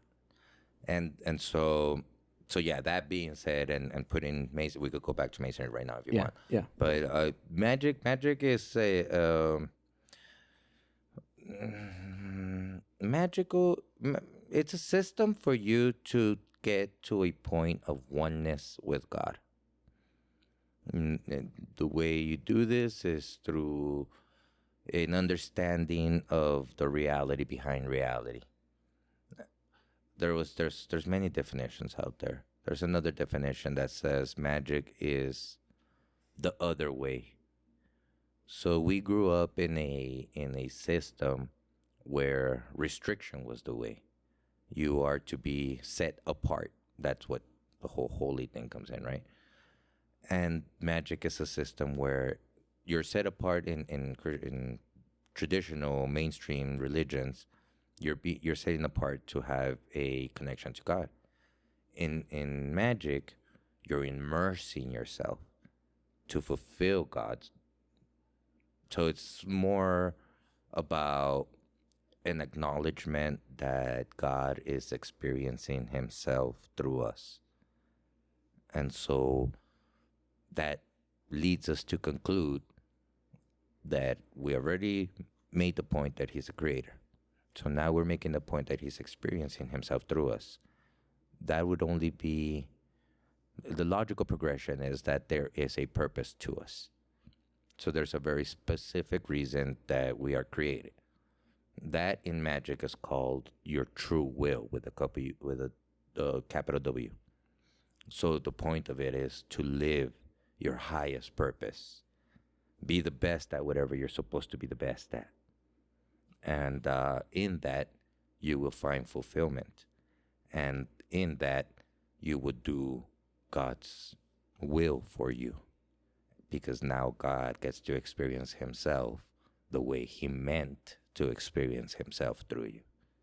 Okay, so it's not per se a religion. It's just redefining the way you think of religion in a sense. I would say more like spirituality from my, I guess, perspective of it, because you could still be a Christian, a Muslim, whatever you are. Yeah. I guess it's more like mysticism and working on that spirituality aspect of it and kind of delving a little deeper into, I guess, how you fit in the overall. That's how I guess I perceive it. Magic is living religiously every second of your life in the purest sense of what religious is. Okay. So the etymology of the word religion Yeah. is from Latin, and it is religare. Ligar, to tie. Re, to redo. So to retie. So anything you do that reties you to God is a religious experience. To live in a magical life is to see God in everything. So it is the epitome of being religious. Wow. It's not being dogmatic, although you are. Everybody has some dogma. It's not being doctrinal, although we all have our own. And it's not being fanatical or self-separatist. It's a full immersion into the creation of God to fulfill God's purpose for yourself. Right. Because, I mean, like you, we both grew up religious. We grew up in the same church, or I grew up in the same church. I was a pastor's kid. Way before the church we met at, I was a pastor's kid too. Yeah, and one thing that has kind of put a sour taste in my mouth about religion is the whole religion itself. Yeah, like the people in it, right? Exactly. And a lot of the times, it's just the people. They Yeah, so Gandhi said, I'd be Christian if it wasn't because of the Christians. So, Wise yeah, guy. I think that's the problem, the human element. So, one, I think it's important to always keep in mind that the church is not God and that it's there for a community cultural purpose. Uh, I also don't believe that it's a good thing to have a spiritual leader. I believe that it's a great thing to have spiritual companions. But the minute that somebody sits out there and says, I'm your leader, I'm like, no, dude, you're just a human. Right. And so the human organization is what has been a problem in religion. I think Christianity is the worst thing that could happen to Jesus. I mean, he was a Jew. You know, he was trying to fulfill Judaism. He never thought he was creating a religion. You know, so it's one of those things where the politics, the business of religion, and the spirituality of religion are three different things. Yeah. You have world power, world domination is a thing in religion. You have the business of religion, which is very much a thing. And then you have those who are trying to reach spirituality. And you can't really mix those worlds. You could have a business that facilitates you, but you can't have a business that leads you. Right. Yeah. For me, like I guess my spiritual journey recently has just been between me and God. You know, I pray. I'm not gonna say that I pray every night or anything like that, but you know, every chance I get, I try to, and I try to have that connection, and I believe in God because I see the changes. I see life happen, and I see things in my life happen, and to me, that's the evidence, the facts, right? But yeah, like going to a church and going through all of those motions, it's something that I don't know. I don't believe in anymore. Yeah, well, I don't even consider myself Christian. I consider myself a Jew at this point. So I really don't go on beliefs anymore. I go on actions. But I think the whole church thing could come into play when we understand it as a cultural thing. And as long as even the people up front understand that, hey, this is a heritage thing, this is a cultural thing, this isn't something where, you know, because I believe that the problem starts when even the people leading believe the church to be God. And that's a problem. I mean, God is all of us. God is everything.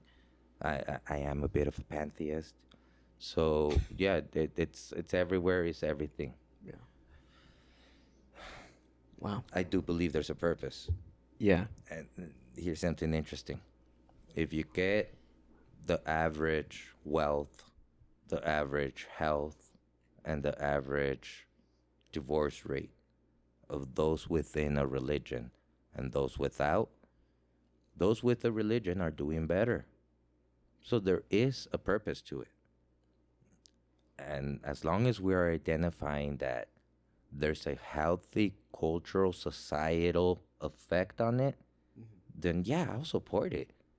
But the minute you try to interpret God for me, you lost me. Yeah, because a lot of the times they try to, you know, do it to their will, right? It's doing to their benefit, and I've seen that a lot in churches. Of course, they take it as their kingdom. Yeah, so yeah, that's interesting. I mean, I've ran organizations before, and it's too easy not to get to a dictator perspective, you know. So yeah, no, I understand it. And then there's also the business aspect. A lot of these people live off of this. So there's things that even if they believe it, they don't believe it, they have to say it, you know, because then you run out of business. Do you think for us as human beings, like it's important for us to believe in something, a higher purpose or a higher God or whatever it is? I don't think it's important to us to believe. I think it's important for us to know our truest self. The kingdom of God is within you. And so you want to find God, go within. It's about understanding who we are, why we are, and what we are. And that is not just important, but the reason of existence. We are egotistical aspects of God made flesh. Mm-hmm. Why we are? For God to experience himself through us. What we are is a delusional spark of God, thinking that we're individuals. So here's the story. In the beginning, you have a dot. That's the Alpha and the Omega. That's the only way that we could have all-seeing, all-knowing, ever-present God. Right. There is no time-space. It's just a dot. That dot wants to experience himself outside of itself. So it separates. And now you have a line. When that line expands, you have a plane. So let's say that line explodes. Now you have time-space. It explodes. Now you have millions of little sparks. But those sparks know that they are the same as that source. Mm-hmm. There's time-space, and there's a lot of little fractions of one. But whenever anything is lived or experienced, everybody has the same experience because you're all from one source. So then that dot, love, I call it love. Love understands that it needs to take out a driving force, and consciousness, universal consciousness, gnosis, is born. Gnosis, consciousness, takes a part of itself and gives it to each one of those sparks. And we call it an ego. And that's what tells us, oh, we're an individual. You're God, I'm me. What I'm living, you're not living. And now we have time, space, and we have individuals, so we have drama. The Bible says, all good things and all bad things come from God. The worst evil you could imagine, God wanted to live that. So I don't think that it's good. I don't think that humanity needs religion or has a need to believe in something greater. I think humanity has a need to understand who we really are. And it goes way beyond the ego or our rational understanding. We are all one. We are all connected. We are all divine. Look at Psalm 82. Look at Jesus turning around and says, don't ye know you are God's? Yeah. Wow. I like that. I like hearing, I agree with you in the sense where I think everybody does have to find themselves, right? How many of us go through life just living the routine, right? Mm-hmm. Every day, and not really fulfilling, like you said, our purpose in life. We're just kind of just going through the motions, and that's hard, man. That's hard because, like I've said, I feel like I've recently found my purpose in life. I was one of those people where I was going through the routine. I was just doing the job, coming home, sleeping, going back to the job, Yeah, And- we're not meant to exist. Yeah. We're meant to live. Yeah, and it's hard to live. And I think a lot of that is our country. The way the society is structured. The way it's structured. Like we have to work, unfortunately. We're not born privileged where I can just wake up one day and like, what am I gonna do today? No, I'm like, I gotta go to work today, And that's shitty that we have to go through that. But I mean, that's life. Well, what's that term in Japanese? Is it ikigami, where it's because, it's finding what you're good at, what you're passionate at, and what you actually value and That they contribute. pay for. Yeah. What you pay for or whatever, and finding the mix between the three, right? Because, and I'm trying to think who said this. Was it Steve Harvey? It's kind of like, you got, no, it wasn't him, but The Price is Right. yeah, exactly. Do-do-do. But no, basically the point I was trying to get to is kind of when you do what you love and you realize the impact you have on everybody, it doesn't feel like work. Right. But there are certain times where even when you are doing what you love, there's going to be challenges and there's going to be hard times. And that's when the consistency and the kind of evaluation, like, is this really my true purpose? Is it really what I'm supposed to be doing? Am I even happy what I'm doing? You know, because I could think of many moments in my life where there's like been pivotal shifts, right? You know, quit this job, broke up with this girl, or whatever. And it all seems to be kind of going to, this is my life journey, and not everybody's journey is going to be the same. But, you know, at the end of the day, we're all trying to discover who we are and what our purpose is and how we impact everything. Yeah. It goes way beyond our day-to-day societal structure. It goes more into the humanity's evolution. So, and we just got that interview. We just got a lecture on this, actually. But the whole point is, in the beginning, you had women getting pregnant and men not associating it to the seed, to ejaculation. So we thought women were divine. They give life, they give nourishment. So it was a matriarchal system. And if you notice, you go back enough, the gods were women. That system worked up until we figured out that if I do this, 9 months later, that comes. And right around that time, we also figured out when they were doing matriarchy, the sun would go down and people will go frantic. They're still up in the Himalayas. There's still Buddhist cults that every single evening go through a whole ceremony to assure that the sun rises the next day. That's matriarchal thinking. You don't have, there's a word for it. Permanent presence is the word, is the psychological word. But the understanding that something's there even when you're not looking at it. And so when we come to the realization that we caused that bump that gave that kid, we also came to the realization that the sun doesn't turn off. It's actually just on, but at the other side of the world. And so the patriarchal, because now it was about the seed, and it was about the sun's seed penetrating the earth. So that was that the patriarchal system came about. And we've lived the end of that. And then comes the system of justice, where things start to kind of balance out. So religion starts to become cultural and not so much dogmatic. People start to become spiritual, and there's equal rights. There's a societal movement. And that's where that whole work thing comes in, where we could already see the shift in the mentality. You know, we had the pandemic, and after that, nobody wanted to go to work. It was like, oh, wait, I figured out that I could work from home. Yeah. You know, so It's a blessing. that shift is already happened. That mentality's already happened. So it's already gotten to the point where the predominant mentality is that of justice, social justice. That's why we have the extreme left and the extreme right. You know, so that's what's basing us and keeps us a lot of times locked in that routine. But it's being broken. And I think if there was ever a spiritual, magical renaissance, we've had a 2 or 3 in the past. This is probably the biggest one. Wow. That is some deep shit right now.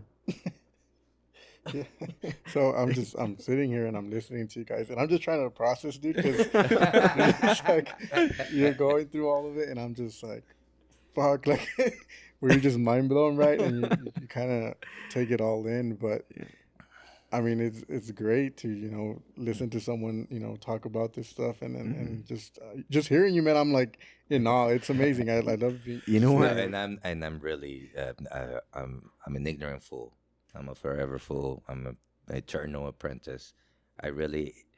This is nothing new, and I'm not coming up with any of this. There's nothing new under the sun. But it is something that I think is rising more into the consciousness of culture, to where, I mean, people feel, you look at any millennial and how much they stand up for animals now. Yeah. You know, and so that, they don't know where that's coming from. And it's that overall spirit of the people. Germans call it the Zeitgeist. The thing that I I have an issue with now is like a lot of those feelings sometimes just feel like a trend. Like they come and go. Because they are. We're getting adjusted. Like I said, we lived the last era. Each one of those eras is over 2,000 years old. Yeah, we don't know what the hell yet. We're in between eras. Like, there is definitely a trend that has definitely gone to the extremes. The left is retarded and the right is too extreme. Yeah. You know, I'm glad everybody agree with that. I was like, ooh, I knew as soon as you said it, I was like, oh, we're not allowed back anymore. So that extremism is simply because we're trying to break free. Why do people who stop being Christians end up being super party animals right after? Because they're The repression. they're repressed their whole lives, and Yeah. they finally get freedom, and it's like, oh shit, I like this. You know? So And then that- you realize you don't really like everything. You were just kind of like acting out, and then you kind of balance back out. It's like a pendulum, right? It's like Yeah. super conservative, and then super liberal, and then super conservative. Yeah. So we're in that discovery phase where we're transitioning from the era of patriarchy, of extreme corporate capitalism, which is not healthy capitalism, and extreme dictators over there. And then you have the dude in the corner singing Hare Krishna, Hare Krishna. You know, so you have the two extremes. We will balance out, but the equanimity of society is probably not going to happen till maybe our kids or grandkids. This society we're living, as fucked as it is, this is our world, and we created this. Yeah, and it's only getting weirder, and I don't know. I try not to think too much about the future, which is, I don't know if sometimes can be good or bad, but it's crazy to think, man, where we're gonna be within the next. It's not even like 10 years, it's like 5 years. You know, even a year or two. Like, there's so much change going on in the world, and it's kind of scary. But I think the best thing to do is just live day by day, right? Just I was gonna say, I also like to think that a lot of that has to do with just it's the era of like information, right? You know, now, you know, if there was some injustice happening in the world, like only people within that region would really know about it. Now we have cell phones and everyone's recording and messaging, and you know, you hear these things like, "Oh, that's the most evil it's ever been." There's definitely evil out there, but I do like to think of it as I feel like it's always been there, but now it's just more brought up to our awareness, you know? Right. And then now there's a lot of overreacting and overcorrection going on, and I think that's where you get those two polarized I personally don't want to be too polarized where it's I'm always going to vote left or I'm always going to vote right no matter what, and it's kind of like, okay, but let's just stop and think about this really quickly, despite what your party is, your background, you know, how logical or how ethical is this really, this subject that we're talking about, and is this more of we're acting out Politics? Not it's not ethical. Don't worry. Don't even ask. I guess I was just talking about anything in general, just like the society as a whole, and now that we have so much access to information, the technology is just advancing so quickly, you know, and are we as a human race, are we evolving at that same speed of technology? And you know, okay, this is a good quote. I actually know who said it. Bill Gates was saying that all these kids have access to internet and all this information. It's like a buffet and a feast laid out for them, and they're eating the napkins. You know, all this information. I think it was your brother was talking about how his daughter learned piano just from watching YouTube and this and that. And and that's something that kids could be doing to be more productive, right? And not even just kids, all of us, but then some of us might be wasting that time doing other things, focusing on other things, and we all have access to the same information. So now we're in the era of synthesis. We are now phasing away from the informational era, and we're the era of trying to figure out what do we do with all this information, what do we do with all this misinformation, and how does it all fit in? So, like, for example, you see China, right? I've seen where they talk about, like, you know, social media in China is a lot different than it is here. Oh, yeah. It's all educational. Yeah, it's good, social media. Yeah. Here it's like you're filling your mind with junk, right? It's all It's over sexualized. Yeah. Yeah. so then it's our fault, man. It's we're the ones doing this to We're the biggest ourselves. consumer nation in the world. What do you Yeah. expect? If there's ever to be debauchery, it's gonna be American. Yeah. Do you think the U.S. is gonna stop being a superpower? Last week, Oh man. yeah, dude, there's no way. You know who's gonna be a superpower? Mexico. Yeah.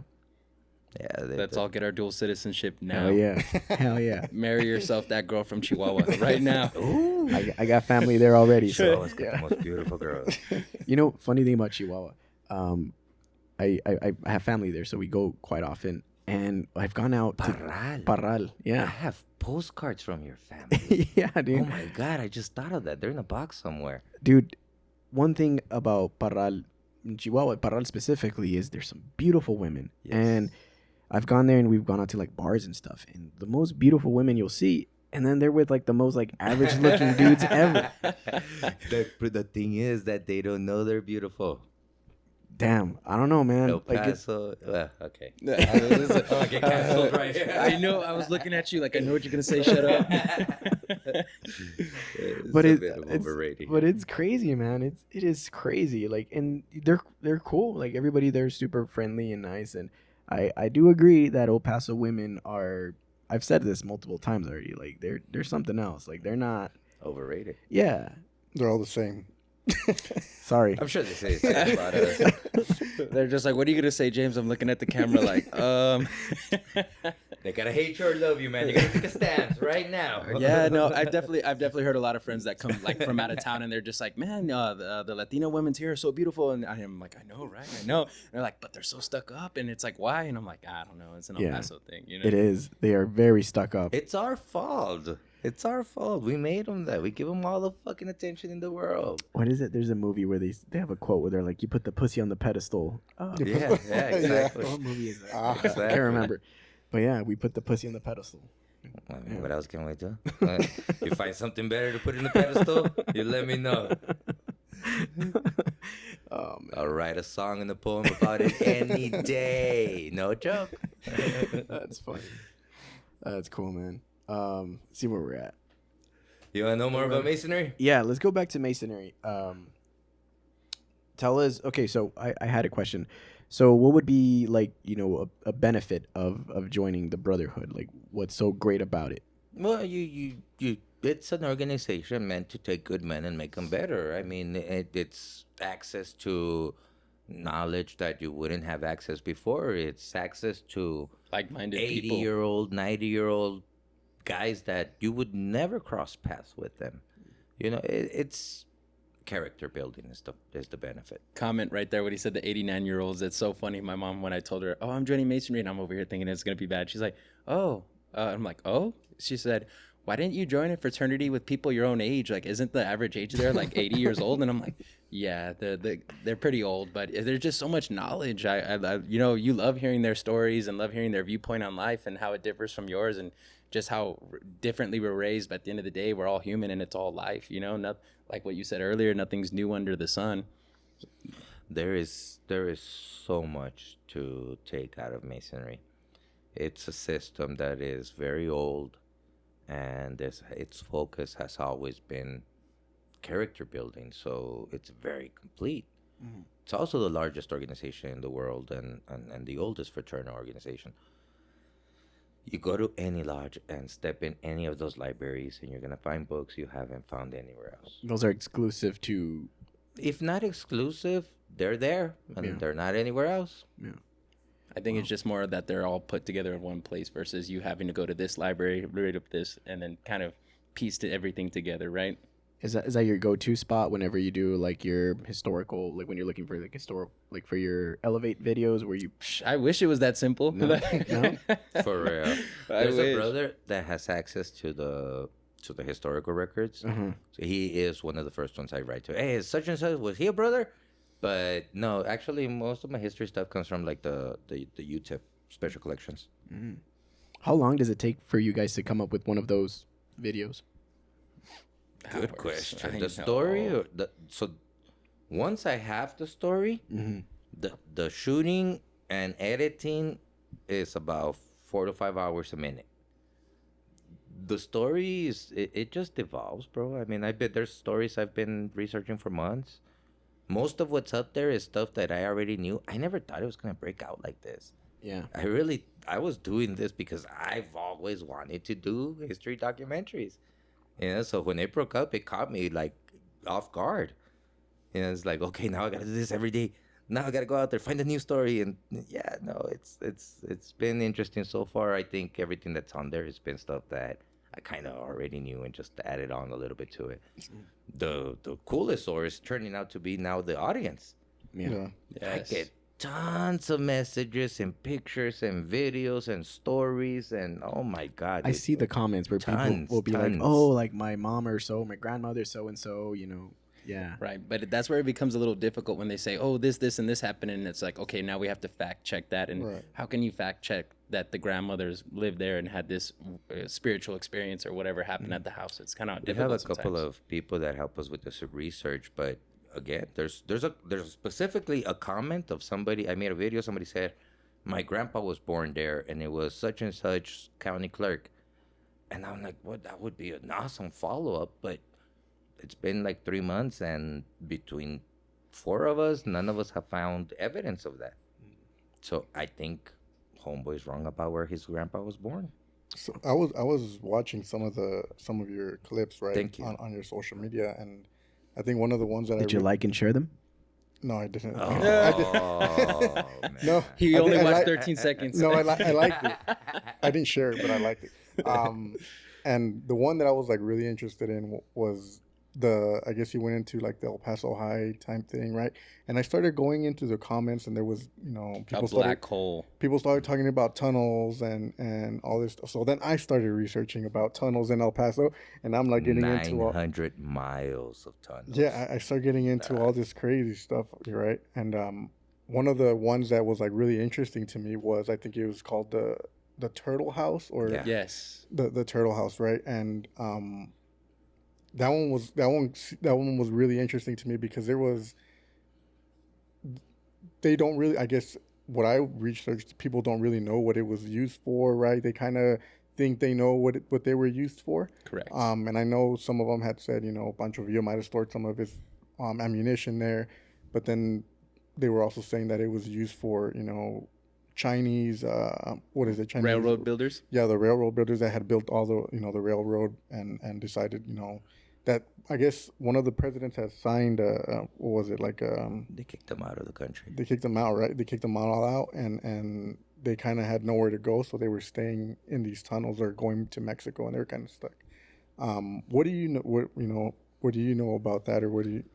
Yeah, the Turtle House. We're waiting for Pearl Properties that's supposed to give us access to them. We wrote that email like we were asked to and did it very nicely. We haven't done that video because we're waiting for them to give us access. Patiently waiting. We're so grateful. Patiently waiting, yes. Thank you. So, yeah, as far as I know, it was the Chinese. They weren't going anywhere. Those tunnels don't go anywhere. They were literally sleeping there. And they were just hiding out. It's pretty mind-blowing. There's like 900, or somebody said that they estimate that there's about 900 miles of tunnels.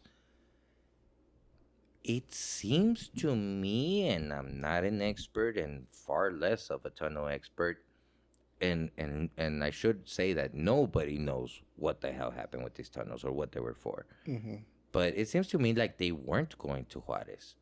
They were probably going between Sunset and downtown, if they were going anywhere. A lot of them were for like immigrants, or for speakeasies, or for Pancho Villa to hide gold, but not to bring or to cross, but to hide it.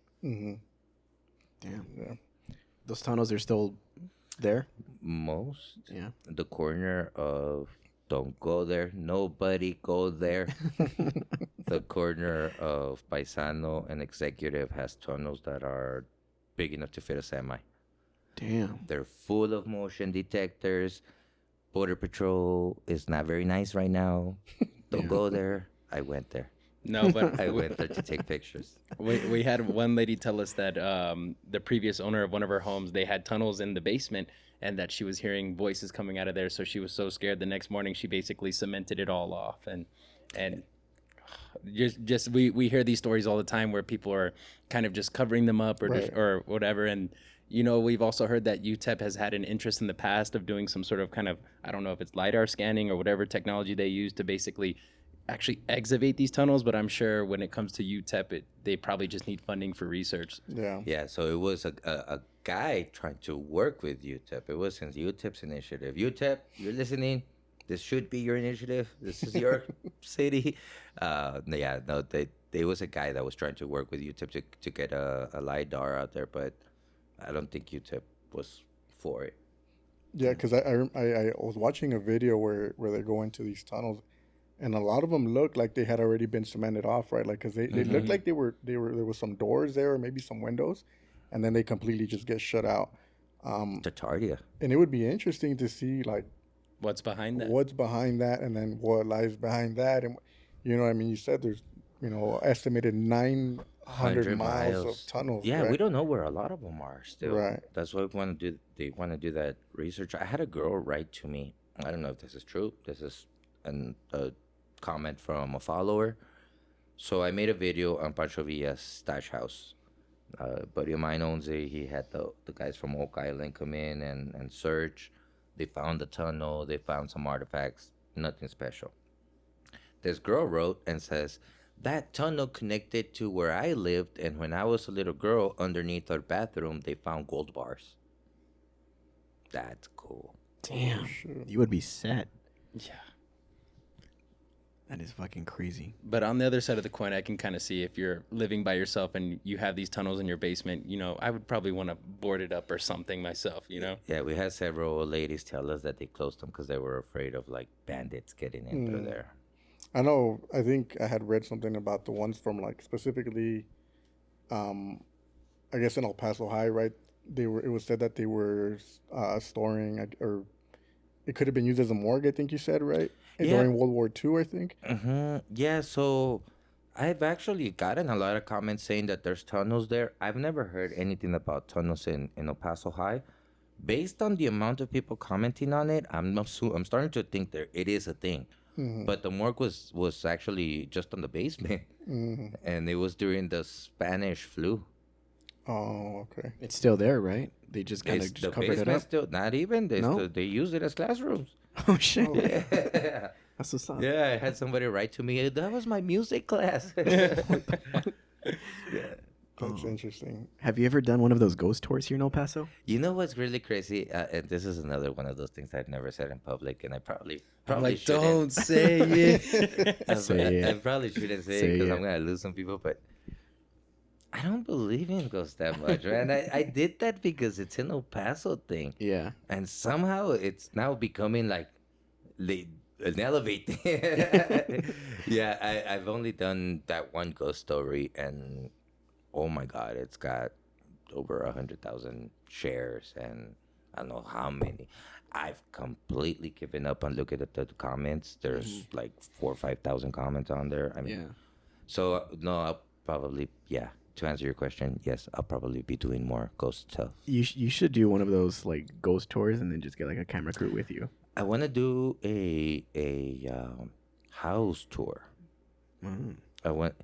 Dude, it's so cool. They have a bunch of them, to be honest. And if you're gonna support any of them, they go for they're going to repair houses, and so there's some house tours. But it's so cool. You go and start off at Yandell by downtown, and you could literally walk down the street and say, the daughter of this dude married the guy that lived here. They had a kid and married that guy that went to live there. And I mean, it would be a great tour. I'm looking forward to being able to do that. Probably coming soon. Hell yeah. Awesome. We're gonna have comments like a week later, like, "When's that tour?" It's like, oh, for real? That's why I'm over here like, "Oh, you promised it already." When you asked the question earlier, what do you see in the future? I'm looking. I'm like, See, the great thing is I have this one dude that's a showrunner. I come up with any crazy idea, he makes it happen. I need me one of those. It's great. I am my own showrunner, so if I have a crazy idea, it's like, fuck, do I really want to do this? It's always like, it's not that hard, and I'm like, I'm looking at him. That's cool, man. Well, I think we're around that 2 hour mark, guys. I don't have much. This ain't over yet. I got. Well, I would want to keep going, but I'm limited to my memory capacity, so I don't know how much time I got left in here. Um. I gotta tell you some things, man. Okay. I was a kid here and grew up Oh yeah. watching your brother play drums. Okay. Yeah. Your brother used to have this thing. Is he still here? He's probably still here. Yeah. He's somewhere out there. Yeah. He used to always be turning to the side when he played drums. I don't know if you remember this. You were probably too little. 2 years later, I started playing drums. You know what everybody always talks shit to me about? You look so cocky, turning to the side. It's like, dude, it's that guy's fault out there. And I used to tell him, why do you turn to? It's like he used to tell me, it's to hear the music. Yeah. And that was my response to everybody as well. To hear the music. Well, I guess since we're talking about the past, we can talk about why you call me Bobby. Bobby's World. Dude, this kid was like 8. Not even. I think you were little. I was You were probably like five or 6 maybe. Yeah, it was tiny. Yeah, and his head was like 3 times bigger than the rest of his body. It still is. My head And was it this had big its when I was 8. You used to right through here, bro. Your little tricycle. I always have known you as Bobby's World. I mean that's you are Bobby to me. We're gonna have to change the name from Charisma and Booby to Bobby and Booby. that church we grew up in, man. That's what churches should be about. That's forget the doctrine, but what the community did. Yeah. You again were probably too little, but that church started out in a bar down the street here. It was a tiny little room. Yeah, I remember the one right here on 2nd or 3rd Street. No, It was white at the time. Yeah. The church, that huge church that's out there behind the Circle K, we built that. We literally built that with our hands. Homeboy took a dive from there was this soldier. Don't remember his name. I'm sure somebody out there will. He was a soldier. He was involved with the youth. He was kind of young. We were putting the trust for the ceiling. Yeah. He fell. The whole way to the bottom. I mean, I don't know how many nails I lost trying to pretend I knew how to hammer. All of us, no matter how little you took part of building that church. Yeah. That's community work. Yeah, and there's still a lot of people that, I mean, I still know about or somewhat keep in touch with, and I know my brother, he grew up with a lot of people there, and a lot of his closest friends are from there. Yeah, your brother and I are the exact same age. Yeah. We literally lived the exact same thing. Yeah. So Yeah. That was such an interesting stage in my life, man. I mean, there was the whole magic thing and the whole occult thing. right. I started getting into that right before I met your family. Okay. I dropped out of school. I dropped again. Now I realize ADHD probably had something to do with it, but I passionately hated school. I used to come out of there with headaches, couldn't talk. It was overwhelming. All I ever wanted to do was ride my bike, go to the library, get a magic book, go to the mountain, and pretend I knew how to do a ritual. And then I met your dad. I went back to school because of your dad. Really? I didn't know that. Your dad was literally, and he's just that.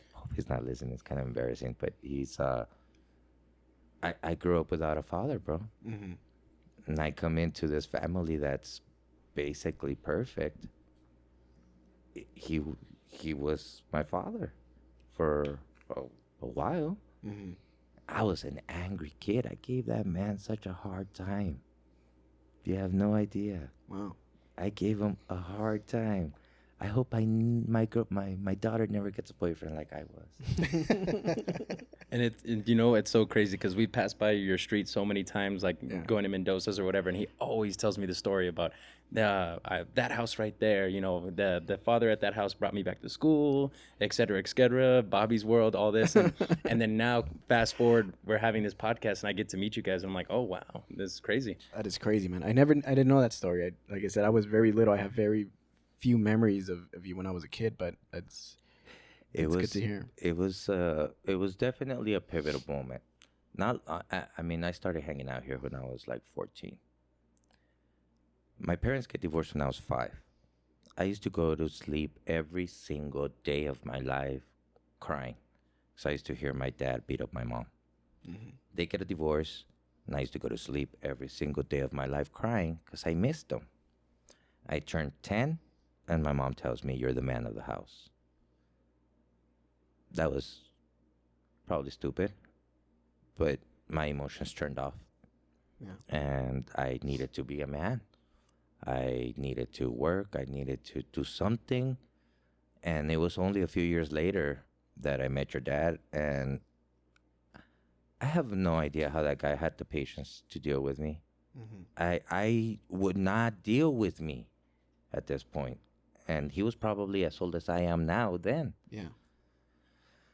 He was a great man. He changed a lot of the things in my life. Some of the I worked. I tell these guys I got to work at the Onion. That was that was with your dad. Yeah. I worked there one season, and then I realized it's so much better to be an entrepreneur. I started selling antiques after that. Wow. It was incredible. I was angry. I was upset. Life had been the worst a kid could imagine. Then at 10, I felt the responsibility of trying to be a man. I would see your brother and I are the same age, and I would see your brother, and I didn't feel like we were the same age. And that was so wrong. And I think of that now, and it's like, man, I missed out on so much. I would see his life, and we were living the same things, but I knew we had different ways of looking at life. Yeah.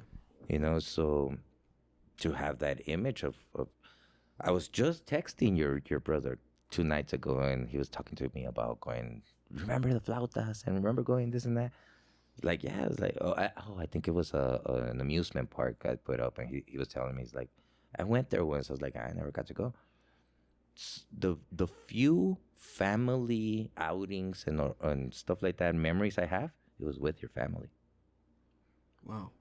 I used to ride my bike from the west side to the park out here, the basketball park. Yeah. Every day, 16 miles, man. That's dedication. We used to play basketball. I was obsessed with basketball.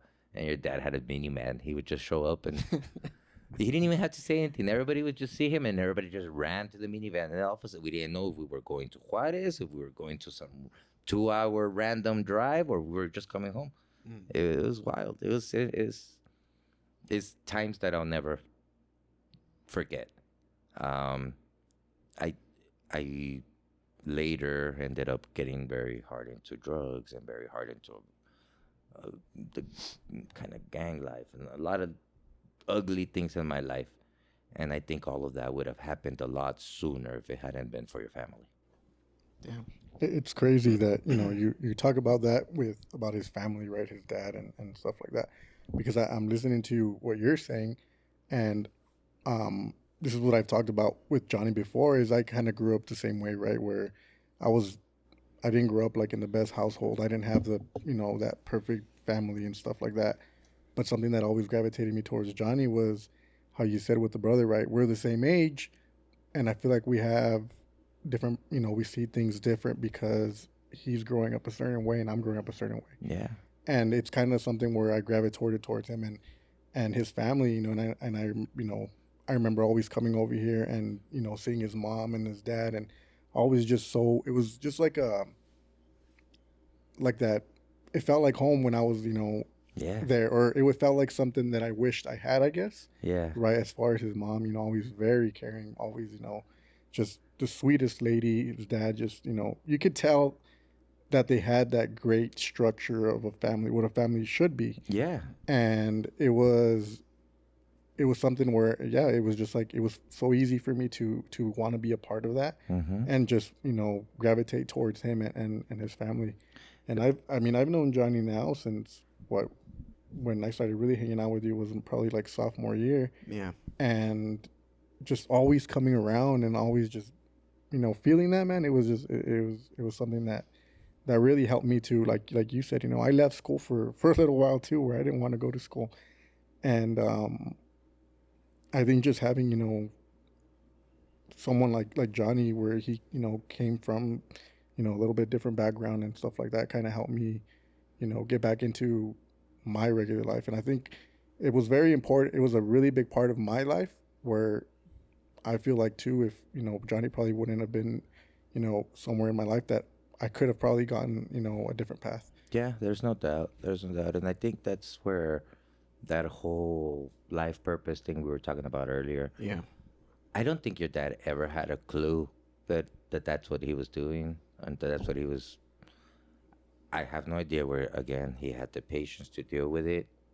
Probably not a love for his daughter, but I mean, I don't think it was in his mind that he was being a father figure until there was a day that we went to give serenade to the moms for Mother's Day, and I randomly went and hugged him, and that was just, and I think that's the day he realized, oh shit.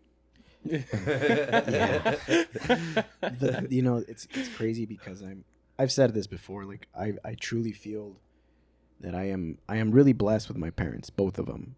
My mom's not around anymore, but she was just as loving or even more loving than my dad.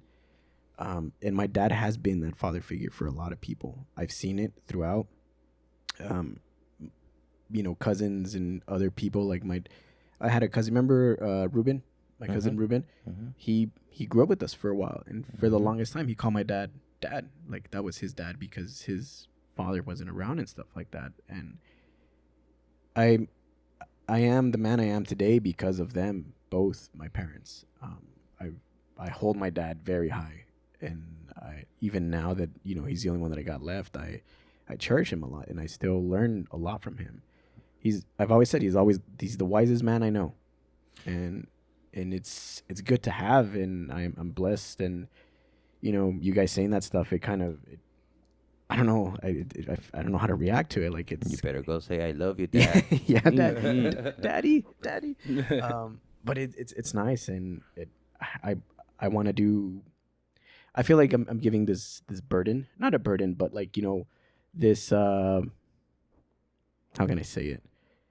I got to do the most with what I have, and especially if I'm put in a spot where I can help people and I can make a change, then I got to do that. And then I've said this, I got to do right by them and honor them, really, and especially my mom, because she's a big reason why I'm doing this now.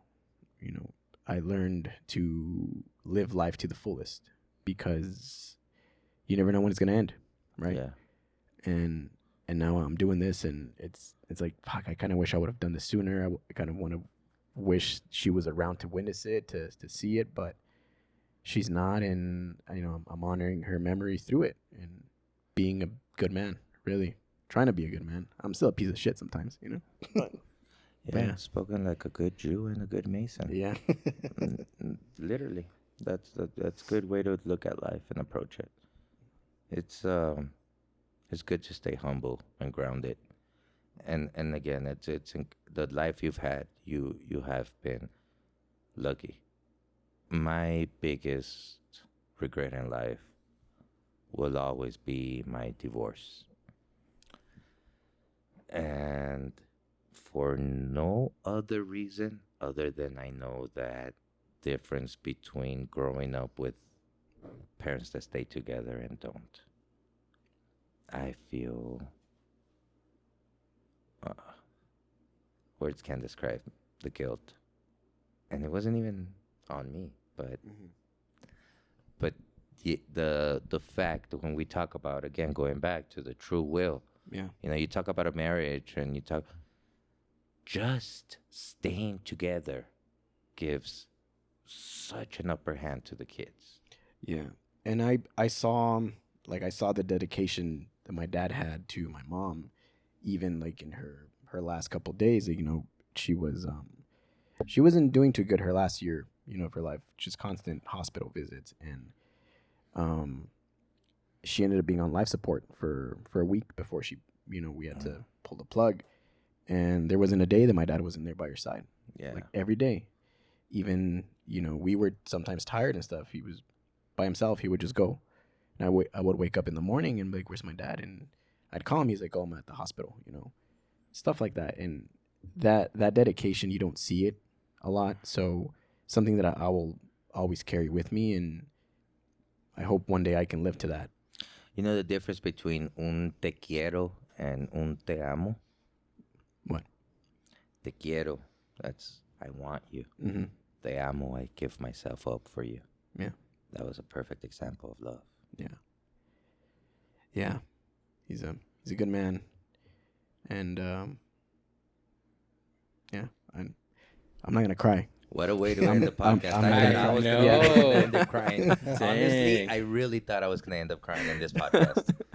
I'm glad I didn't. Yeah, I don't know much about you and your family, but everything I've heard through him and what I've experienced today, it seems like good things. And I know you're saying that sometimes not a burden might be the word, but maybe a lot of responsibility because you've been given such a good example of how to be, I guess, just a good man. And I don't think, I think these are good problems to have. You know, I used to have a frustration. This is funny. I'm just remembering this. I don't think I've ever even said this out loud. I wanted to be as, like, I used to look at Alan and think, well, I can't look at life that way. I'm like, I know, I see things, but I wanted to be as innocent and bright and happy as he was. And I think I said that on one of our other podcasts, right? I was like, hey, when I looked at Johnny, I was like, I want to, like, that's what I wanted, right? Like, I wanted, like you're saying, that happiness, that brightness.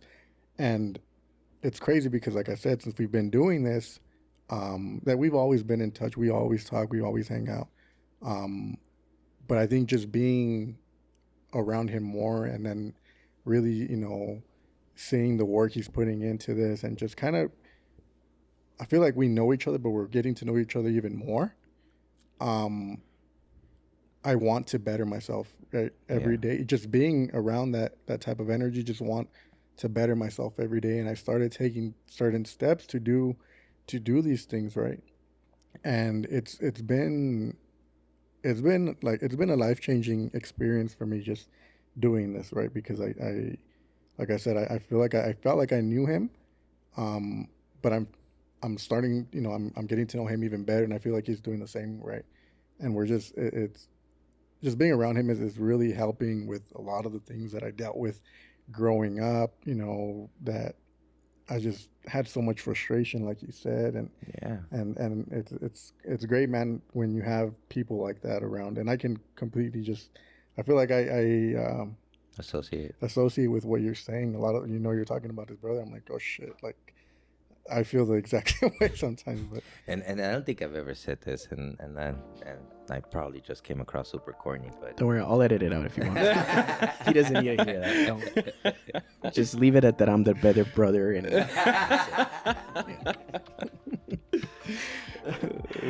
well, it's very flattering, guys. I truly am honored and I appreciate it. And man, it's awesome. I don't know. I got butterflies in my stomach right now. And Booby, you have a big legacy to live up to. Yeah, you dude. Do the best you can out of yourself. Yeah.